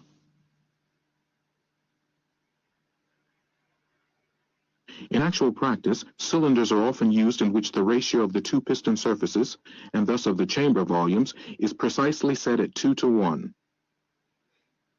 So if it is 2:1, I mean the volume, this volume is 2 times bigger than this volume. So what will happen now? So that means if we need here 4 seconds, here need 2 seconds. So 4 seconds, 2 seconds. I mean for the stroke, for full stroke.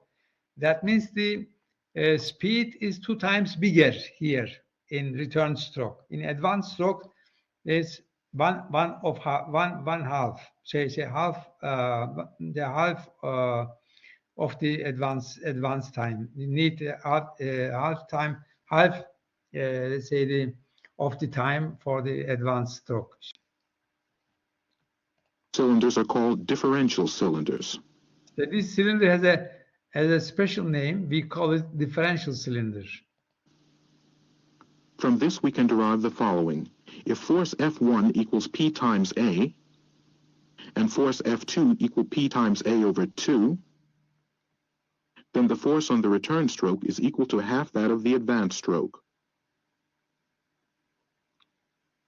On the other hand, the flow rate being equal, half the chamber volume on the rod side is filled with oil in half the time, so the piston retracts at twice the speed. The flow rate of the discharged oil is also twice as high because double the amount of oil must be discharged in the same time. This causes back pressure to develop. These laws must be taken into consideration when choosing hydraulic cylinders.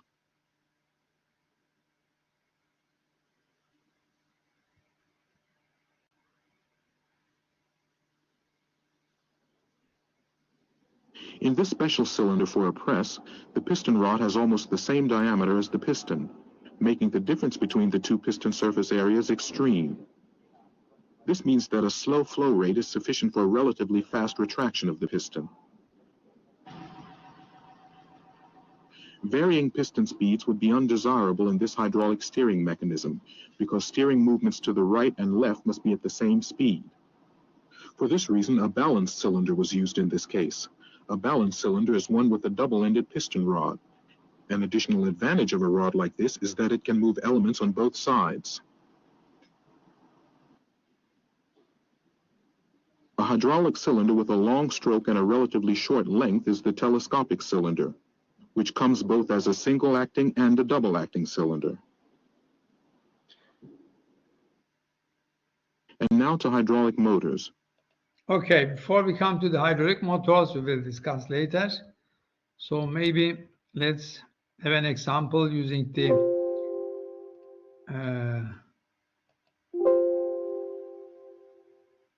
what is it?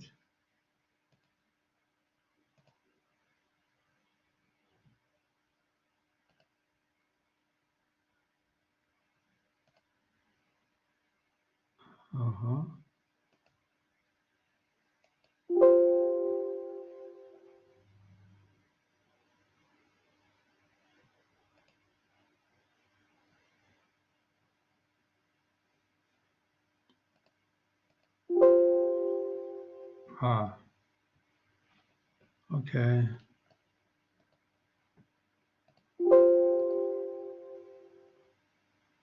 So this is the double-acting cylinder, and to drive this double-acting cylinder, of course, we need a valve.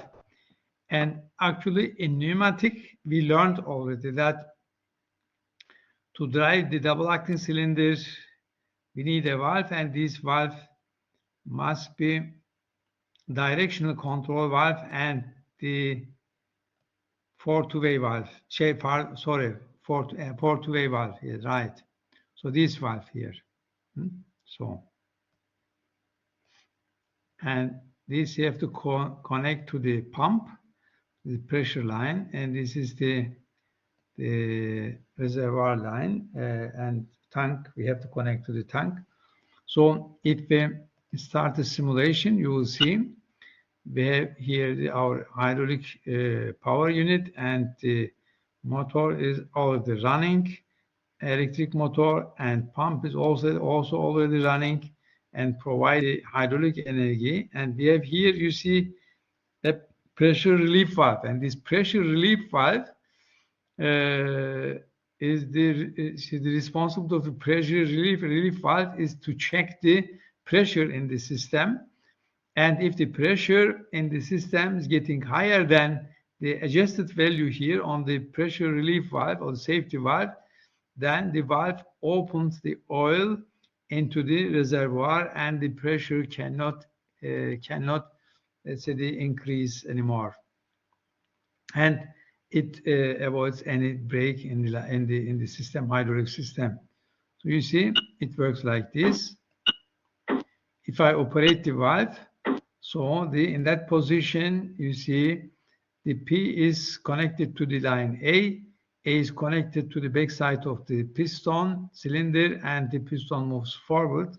So if I release the operational force, the valve gets its initial position by the spring here, and its initial position this one, and initial position P will be connected to the B, and what's happened then is B, that means this line and this line, it brings the piston back in initial position like this.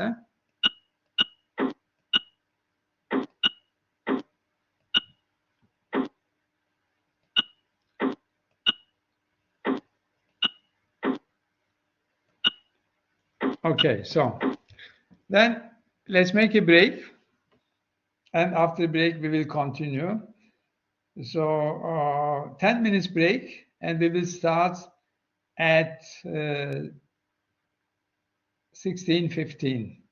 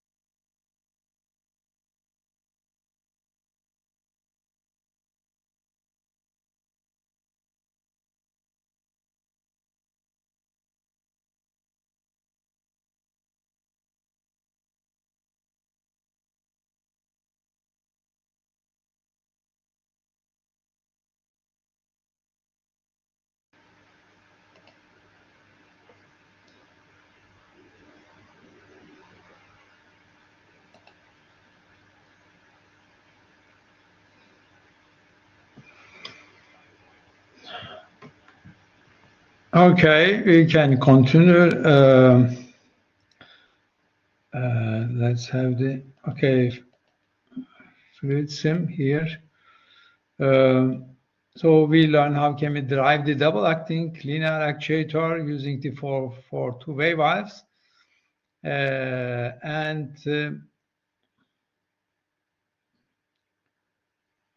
Okay, we can actually control the pressure. You see here the system pressure, and we already discussed that we by changing the pressure we can change the forces and torques. Force in linear actuator, torque in the rotary actuator, and so on. And we will maybe talk about this, but okay, let's see what.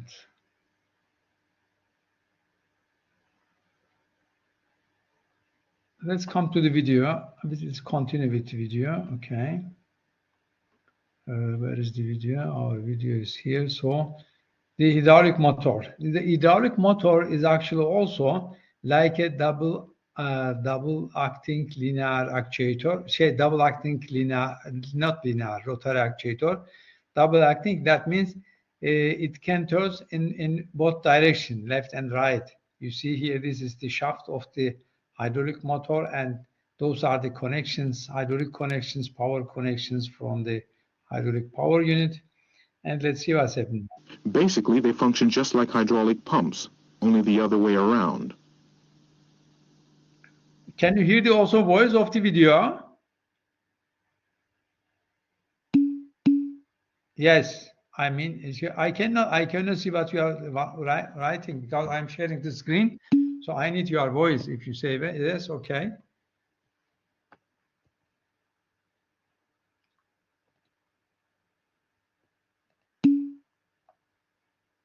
Okay, okay. So you can hear, you can listen, okay. So then let's no. Then let's continue. The hydraulic oil, which is under pressure, drives two intermeshing gear wheels. It flows along the chamber wall and becomes almost unpressurized because it only has to overcome line resistance as far as the oil reservoir. An important characteristic of hydraulic motors is the consumed volume V. This is the quantity of oil that the motor can take in one revolution. Rotational speed N is calculated from flow rate divided by consumed volume. Any calculations of hydraulic systems must always make allowances for leakage oil loss. This hydraulic motor, which drives the trolley of a gantry crane, converts hydraulic energy into mechanical energy in the form of rotary motion.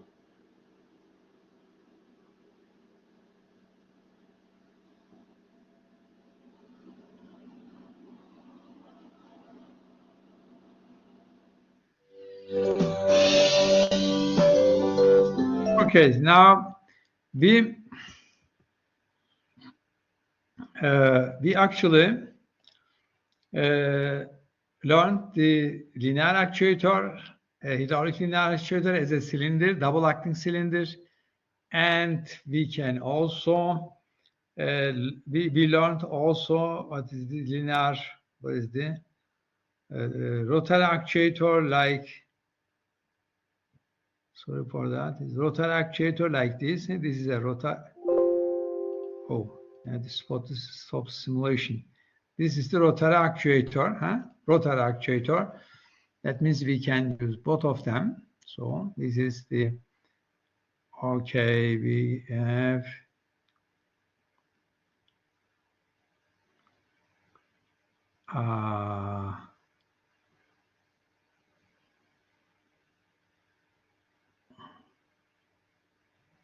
we can connect this one here to that, and this one we can connect to that. So we can drive both of them. I mean, we can drive the motor and the cylinder at the same time. We use the same valve to drive that. You see here. So motor is driving. Motor that is running now. Huh?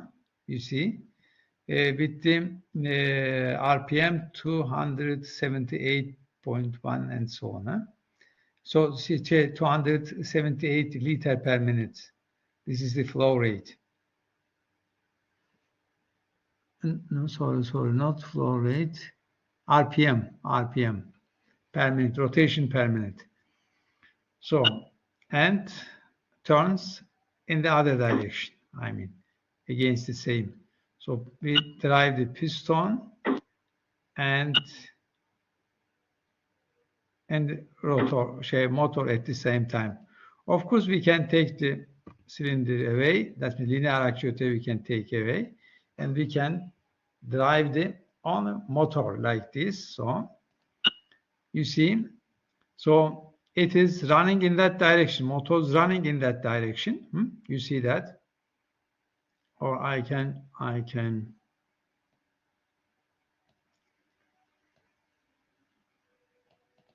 so correct the line a little bit. So now it's okay. So in that position, we apply the hydraulic power through the port B into the hydraulic motor, and motor start to turn in that direction. And if operate the valve, we change the direction of the hydraulic power or energy to this line, to the line B, to the port A, to the port A, and then turn in the other direction. This hydraulic motor start to turn in the other direction. So let's see that. So turns in that direction here, and if I remove the operational force for the valve takes this position, the initial position by the spring, and then the hydraulic power will be connected to the port B, and the motor will change its direction like this. Change its direction, turns in that direction. So if I operate the valve, turns in that direction. If I don't operate the valve takes its initial position by the spring and turn in that direction. So that means I cannot stop the motor. Huh? Isn't it interesting? So I have to stop the motor somehow. Huh? So what shall I do in order to stop the motor to turn? And what do you think?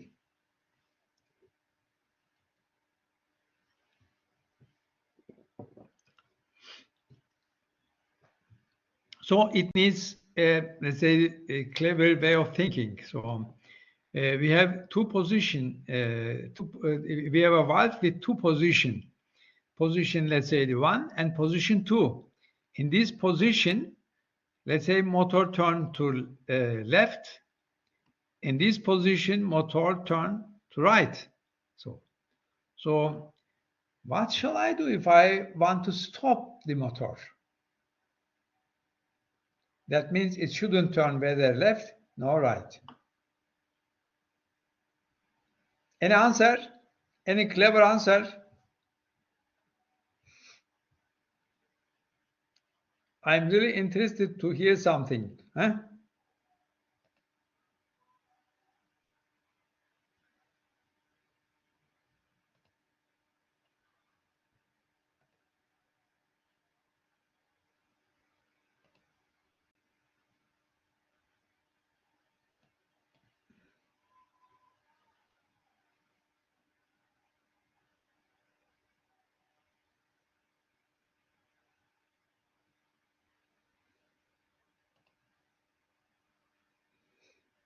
So it seems there's no answer, huh?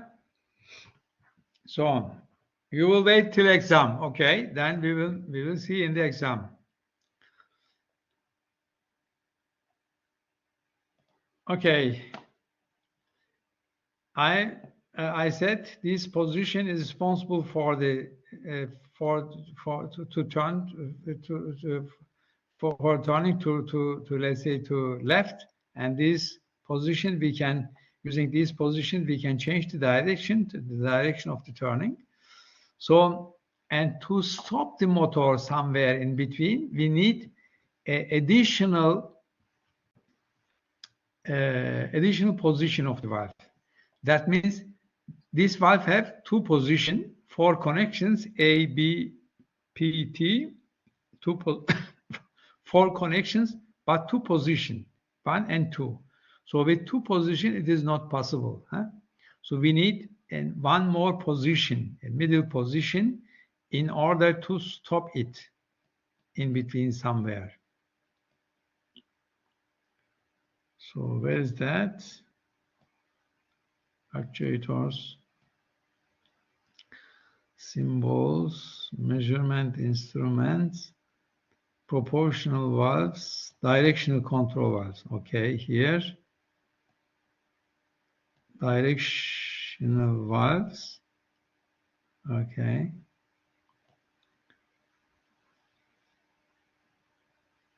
So, for example, this valve, instead of that, this valve has a middle position. And in the middle position, all ports are closed, as you see here. So A is closed, B is closed, and P and T are closed in the middle position.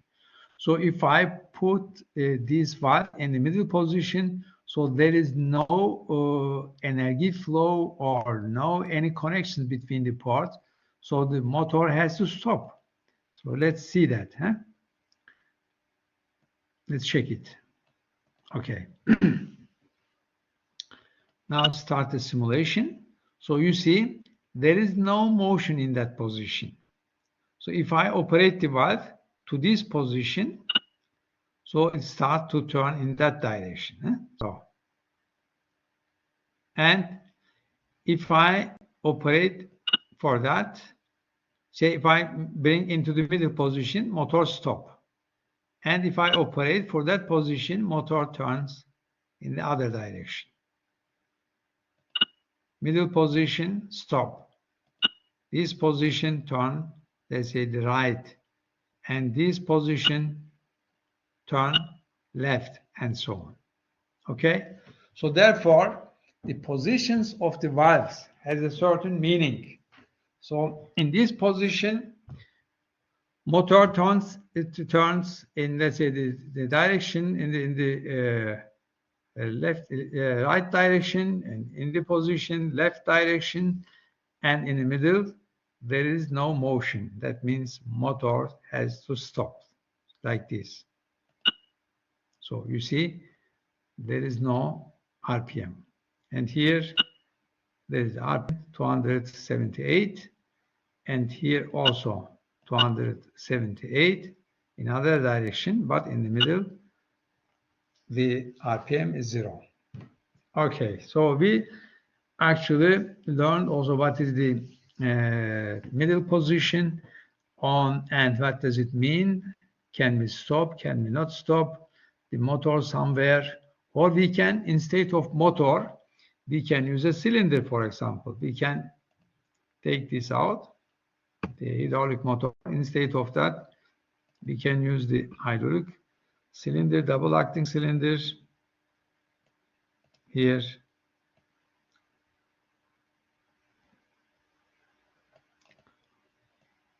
You see here, double acting cylinder. Okay, so then I can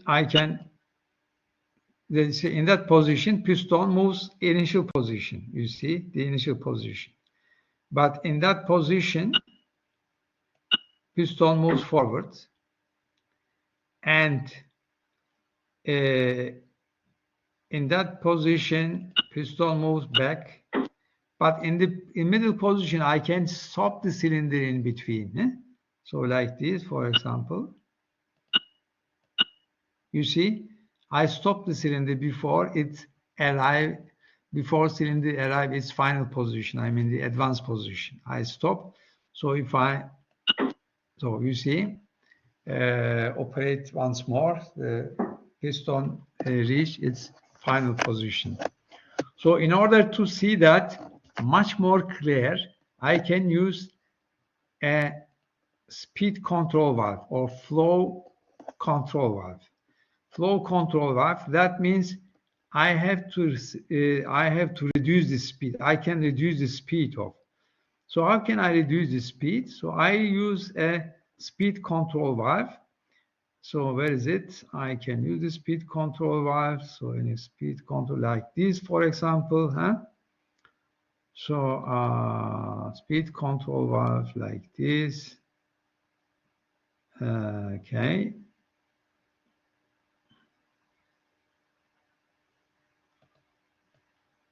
I can use the forward motion. For example, I can reduce the speed.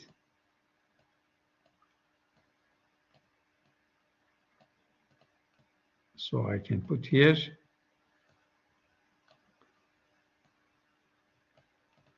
And then you see, if I start the motion, so then piston moves forward, for example, and I have to reduce the speed. You will see piston moves not so fast.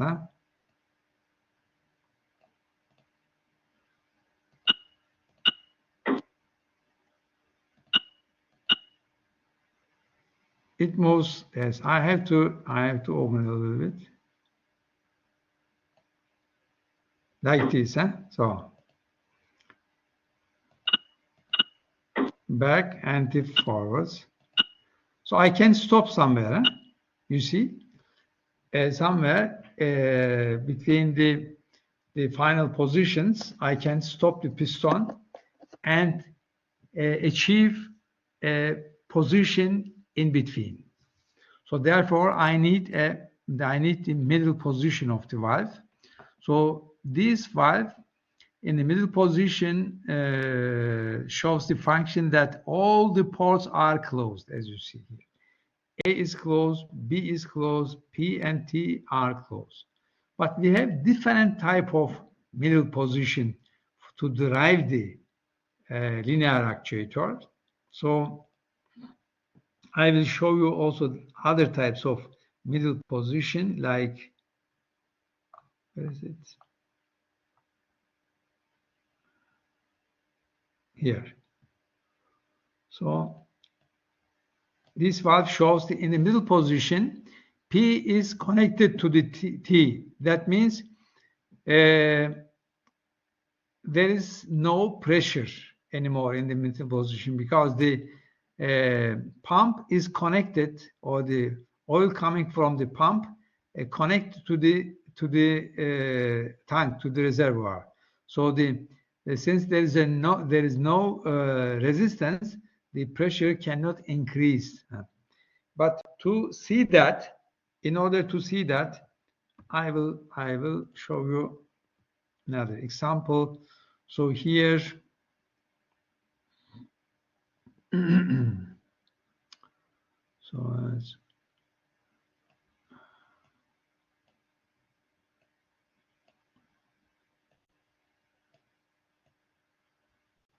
so let's have here additional pressure relief valve here to check it.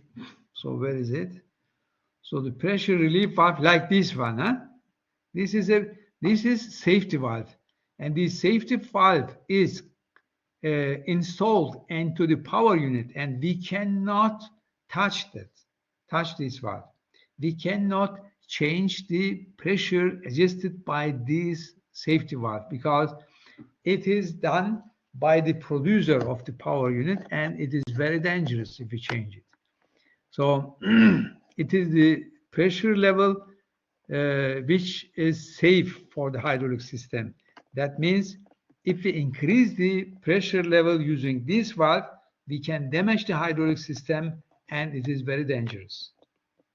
So therefore, we shouldn't touch this valve because this comes from the producer, and the pressure levels also adjusted by the producer, and it is related to the safety of hydraulic system. So it is adjusted to the pressure level which is safe for hydraulic system. So if we need any other pressure to drive our system, that means below this level, must be below, not higher, below this level, that means in a safe way. So then we have to use another pressure relief valve. So let's say this one, for example. This is a pressure relief valve. Now we are going to use that. And so let's change it a little bit. So this is pressure relief valve. We'll use that. And let's connect that here. Okay. And let's add, and this has to be connected to the tank. Okay, like this. So has to be connected to the tank, to the reservoir. And here we have to use a pressure indicator, pressure gauge, like this. Okay.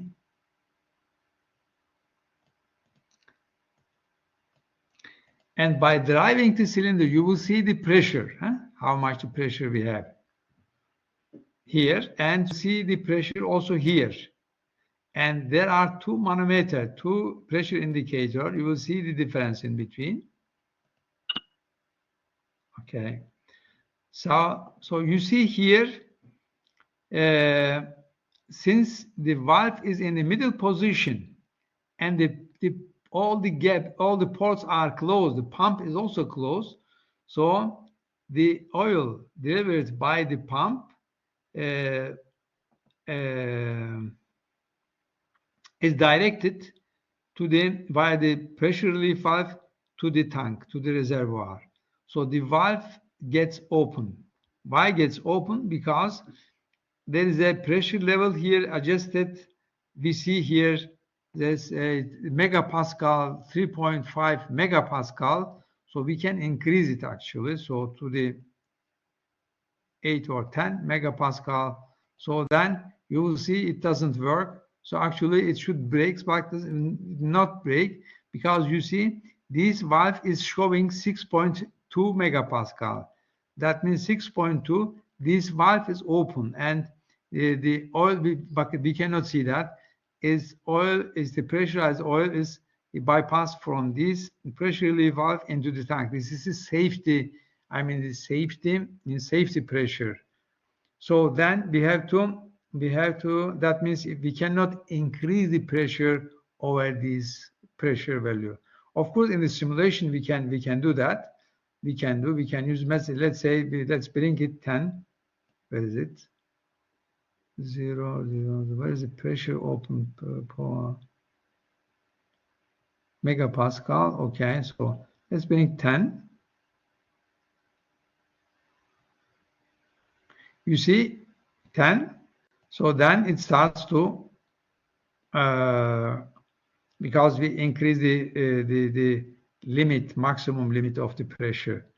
So, but maybe we need not 10 bar, we need maybe 10 megapascal, we need maybe less, 5 and so on. 5, or let's say the 8 is enough for us.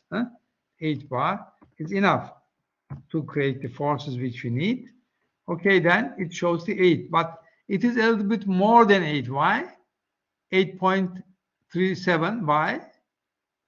Because of the resistance here in between. So there is a resistance between the pump and this here, the pipe and the valves is showing also certain resistance.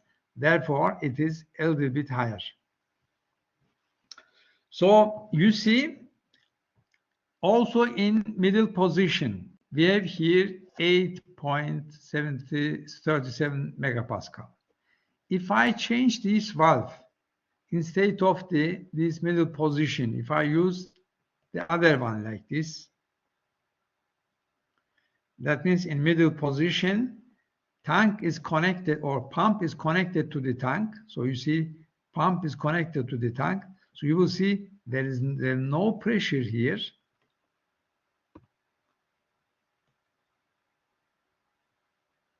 like this, okay? So you see, there is no pressure here. Why no pressure? Because you see, the oil is coming from here and passing into the, without any resistance, passing, going into the reservoir. So that means if we design a hydraulic system and to save energy in the middle position, so we have to select such a middle position because we don't produce the energy. You know, the produce the energy means to increase the pressure. Pressure times, you know, the energy is related to the pressure. If the high pressure, so we produce the more energy. But if we don't need it in the middle position, so then we can use this type of valve. So there are many possibilities, and I will not go any deeper. I will not give the more information because it needs more time, and I mean your lesson plan is restricted by the actuators, so we will talk about the actuators. But nevertheless, in order to understand the actuators, especially the hydraulic actuator, we should a little bit know about hydraulic. What is hydraulic? What do we mean by the hydraulic, and so on. Okay. So that means regarding the valves, there is 4 two-way valves, like without middle position, but there are 4 three-way valves. Huh? So like, may I write something here maybe? Huh? So, okay, I can ask, okay. Here the home insert text, where is the text? Here text, okay. So here text. So then there is 4 two-way valve, way valve, okay. 4 two-way valve like this one. This is the 4 two-way valve. That means 4 connections, 2 position, and this one is let's have it here. So this is, what is the name of that? Let's write here, and it's copy and paste here, and so, and change the content for three-way valve. So this is 4 3 because it has 3 positions. 4 connections, same 4 connections, P, T, A, B, 4 connections, but 3 positions, 1, 2, and 3. And here we have 2 positions, 1 and 2. Huh? 4 connections, so there is no connections here. Huh? And so on. Okay. So, and we learned there are valves with different middle position. That means the middle position, like here, all the gaps are closed. All the gaps are closed. This is also for three-way valve. Or another one, in the middle position, the A and B are closed together, connected together. Sorry, A and B are connected together. P is closed, and so on. So each of them, based on this specification, on these properties, used in different applications. There are industrial applications where we prefer one of them. So therefore, the middle position developed or designed. Okay, I think this is enough for today. So what we learned, let's summarize it. We started with hydraulic, and we learned what is hydraulic and what is hydraulic energy and what is hydraulic power. How can we produce the hydraulic power using electrical energy, and what is pump and what types of pump we have, and the specification of the pumps, properties of the pumps, and those things. And then we learned actually what is fluidic and what are the properties or specifications of the fluidics, like viscosity and so on, and the sensitivity against temperature and so on. And then we discussed the hydraulic power units, and then we say create a simple hydraulic circuit diagram like this one here, and we use the 4-way valve to drive a double-acting linear actuator or to drive a hydraulic motor, for example. And then we said, so in case of motor or cylinder, if we want to stop the cylinder between the final position, final end position, in between, how can we stop it? How can we stop the cylinder between this final end position? So, and we learned that it is not possible for 2-way valve. So we need one more position regarding the valves. So this is the middle position, and we said, okay, middle position, if you have a middle position, we can stop linear actuator, rotary actuator in between the final end position. And then we said, okay, we have different middle position regarding the application, so developed by the producer of those valves. And next week, we will continue with hydraulic actuators. Do you have any question?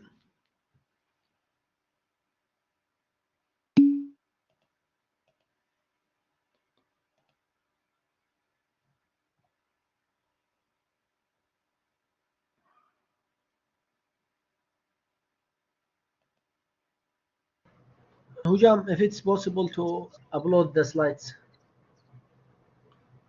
Yes, I will upload the slides, yes. Pneumatic and hydraulic actuator, I will apply it.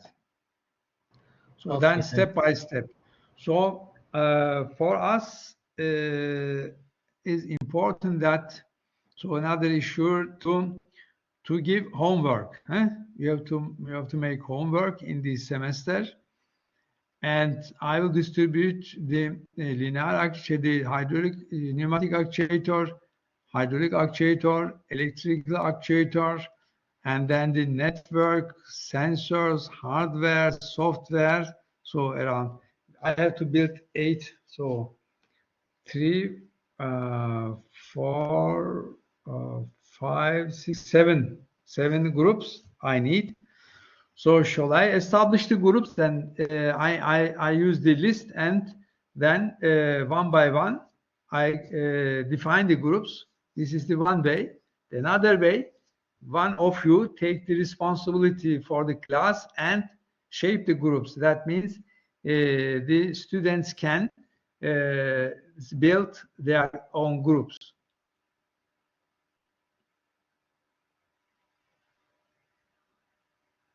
Which one is interesting for you?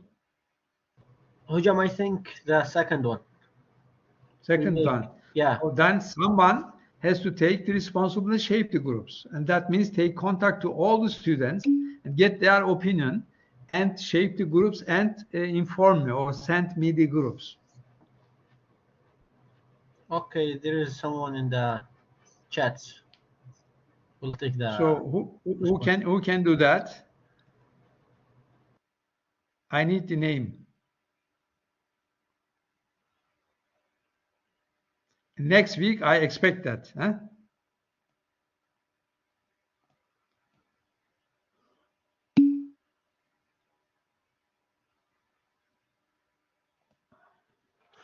Hocam nasıl yapılabileceğini söylerseniz ben yapabilirim.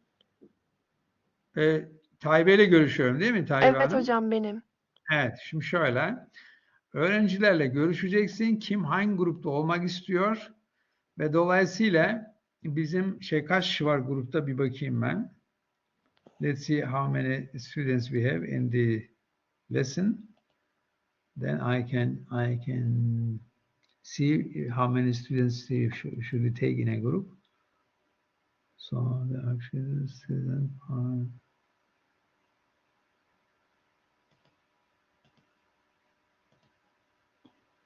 Okay. We have two groups. So mechatronic and mechanical engineering can students can listen the lesson at the same time, isn't it? So can you talk, please? I need the information. Yani the principle of mechatronics and the components and instrumentation of mechatronics we have in the same group. So all the students from mechanical department and mechanical engineering department and mechatronics department can listen this lesson, isn't it? Let's see a moment. So you say, okay, yes. Okay, good. So then I have to check both of them. Okay. Then we have in the mechatronic, how many students we have in the mechatronic? So we have 15 in the mechatronic. 15 students in the mechatronic for the time being. 15. Okay. How many we have in mechatronics? Mechanical engineering. So we have 18. Okay. So 18. Nearly, let's say the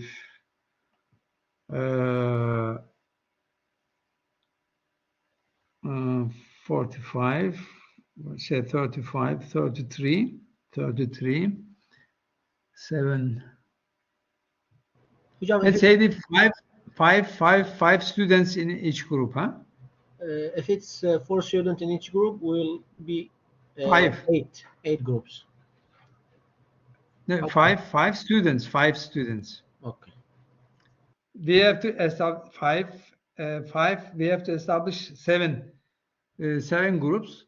So that means the one for pneumatic actuator, the other one is the hydraulic actuator, electromechanic actuator, third one, and then sensors, and then the network, and the hardware and software. 7 groups. We need 7 groups.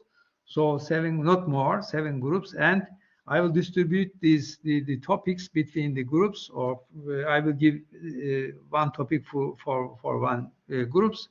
So therefore, I need 7 groups, and all the students has to be represented in the groups. That means at least 5 students in one group, or around 5 students in one group. Okay.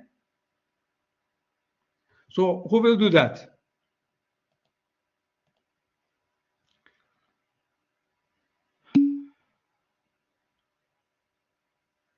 Adel Bayraktar. Okay, you can do that.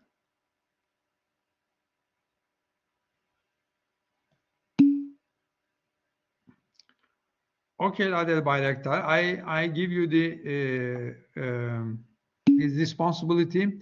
You talk to the students, you take contact to the students, you shape the groups, and send me the list. Okay, let's say group 1, group 2, group or group A, B, C, D, and so on. Huh?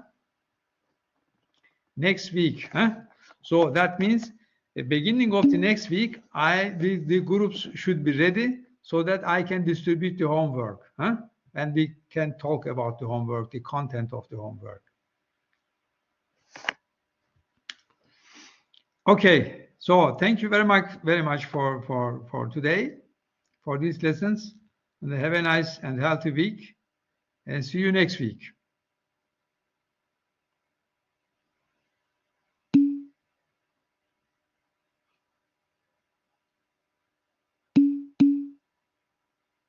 Yes, I can show the list, but so okay, no.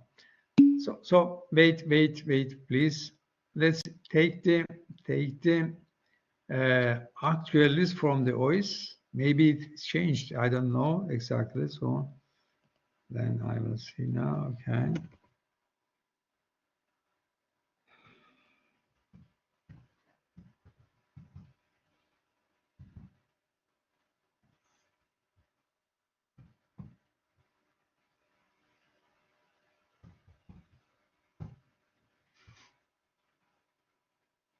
Okay, now you have the list here. So this is the list.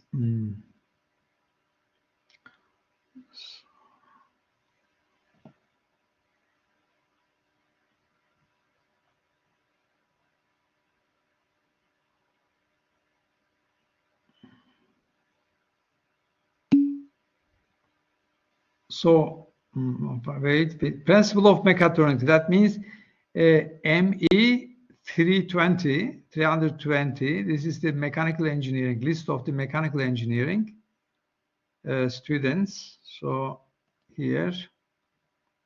So this is the list here. Huh? But oh God, this is 24. This is 24 students. This is the, I mean, here the first part from 1 to 10 weekends, from 1 to 10, and then from 10 to 24. Okay. There's 24 students. So let's see the mechatronics students. So if it is like this, it is not 24. You see it is changing, huh? So then let's see the mechatronics students. Who mechatronics students? Okay, this is mechanic components. What? Instrumentation, mechatronics component instrumentation. This one, okay. So then let's see the list. Oh, come on, this list here. So we have here. Oh God, what is that?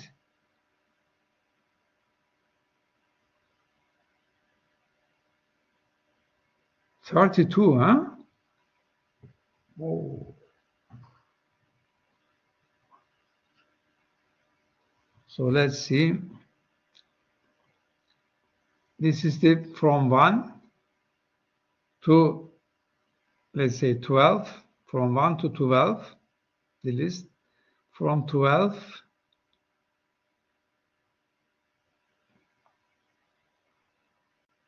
I'm sorry, from 12 to 21, 12 to 21, and then from 21 to 32. 32 and what was 25 was the mechanical engineering, and that is around 50 students.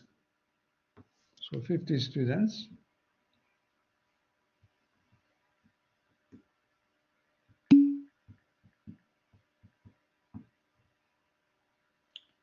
So let's okay, shift.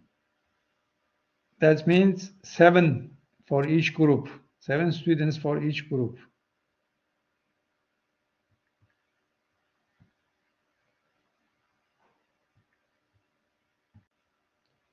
So around seven students in each group.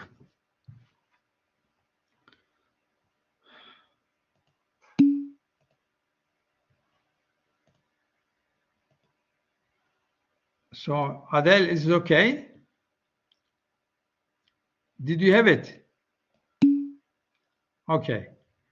So we have 25, as far as I know, 25 for the mechanical engineering and 32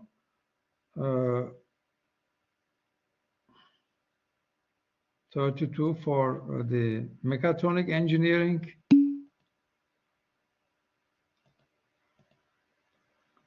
Fifteen for mechanical engineering. 15. What's that? This is not what I. This article, okay, doesn't have any meaning. So then go to the OIS. Your command is OIS. Okay. We have for the mechatronics. Hocam, Yes. it's 24 for the mechanical and 32 for the mechatronics. Yes, 24, 32. If you need 7 groups, you will need 8 persons in each group. 8, yes, right. It's correct now. I made a mistake. So 32. Total students is 56. Plus 24. It makes 8, 40, 58, isn't it? 58. So No, let's 56. say. Sorry, 50. 56, yeah. 2. Okay, this is 2. 56, right? Good. Okay, 56 and 8. 8 each group, huh? Yes, exactly. Okay, this is correct. So then, Adel, let's do it like this. Did you get it list, or shall I show it once more?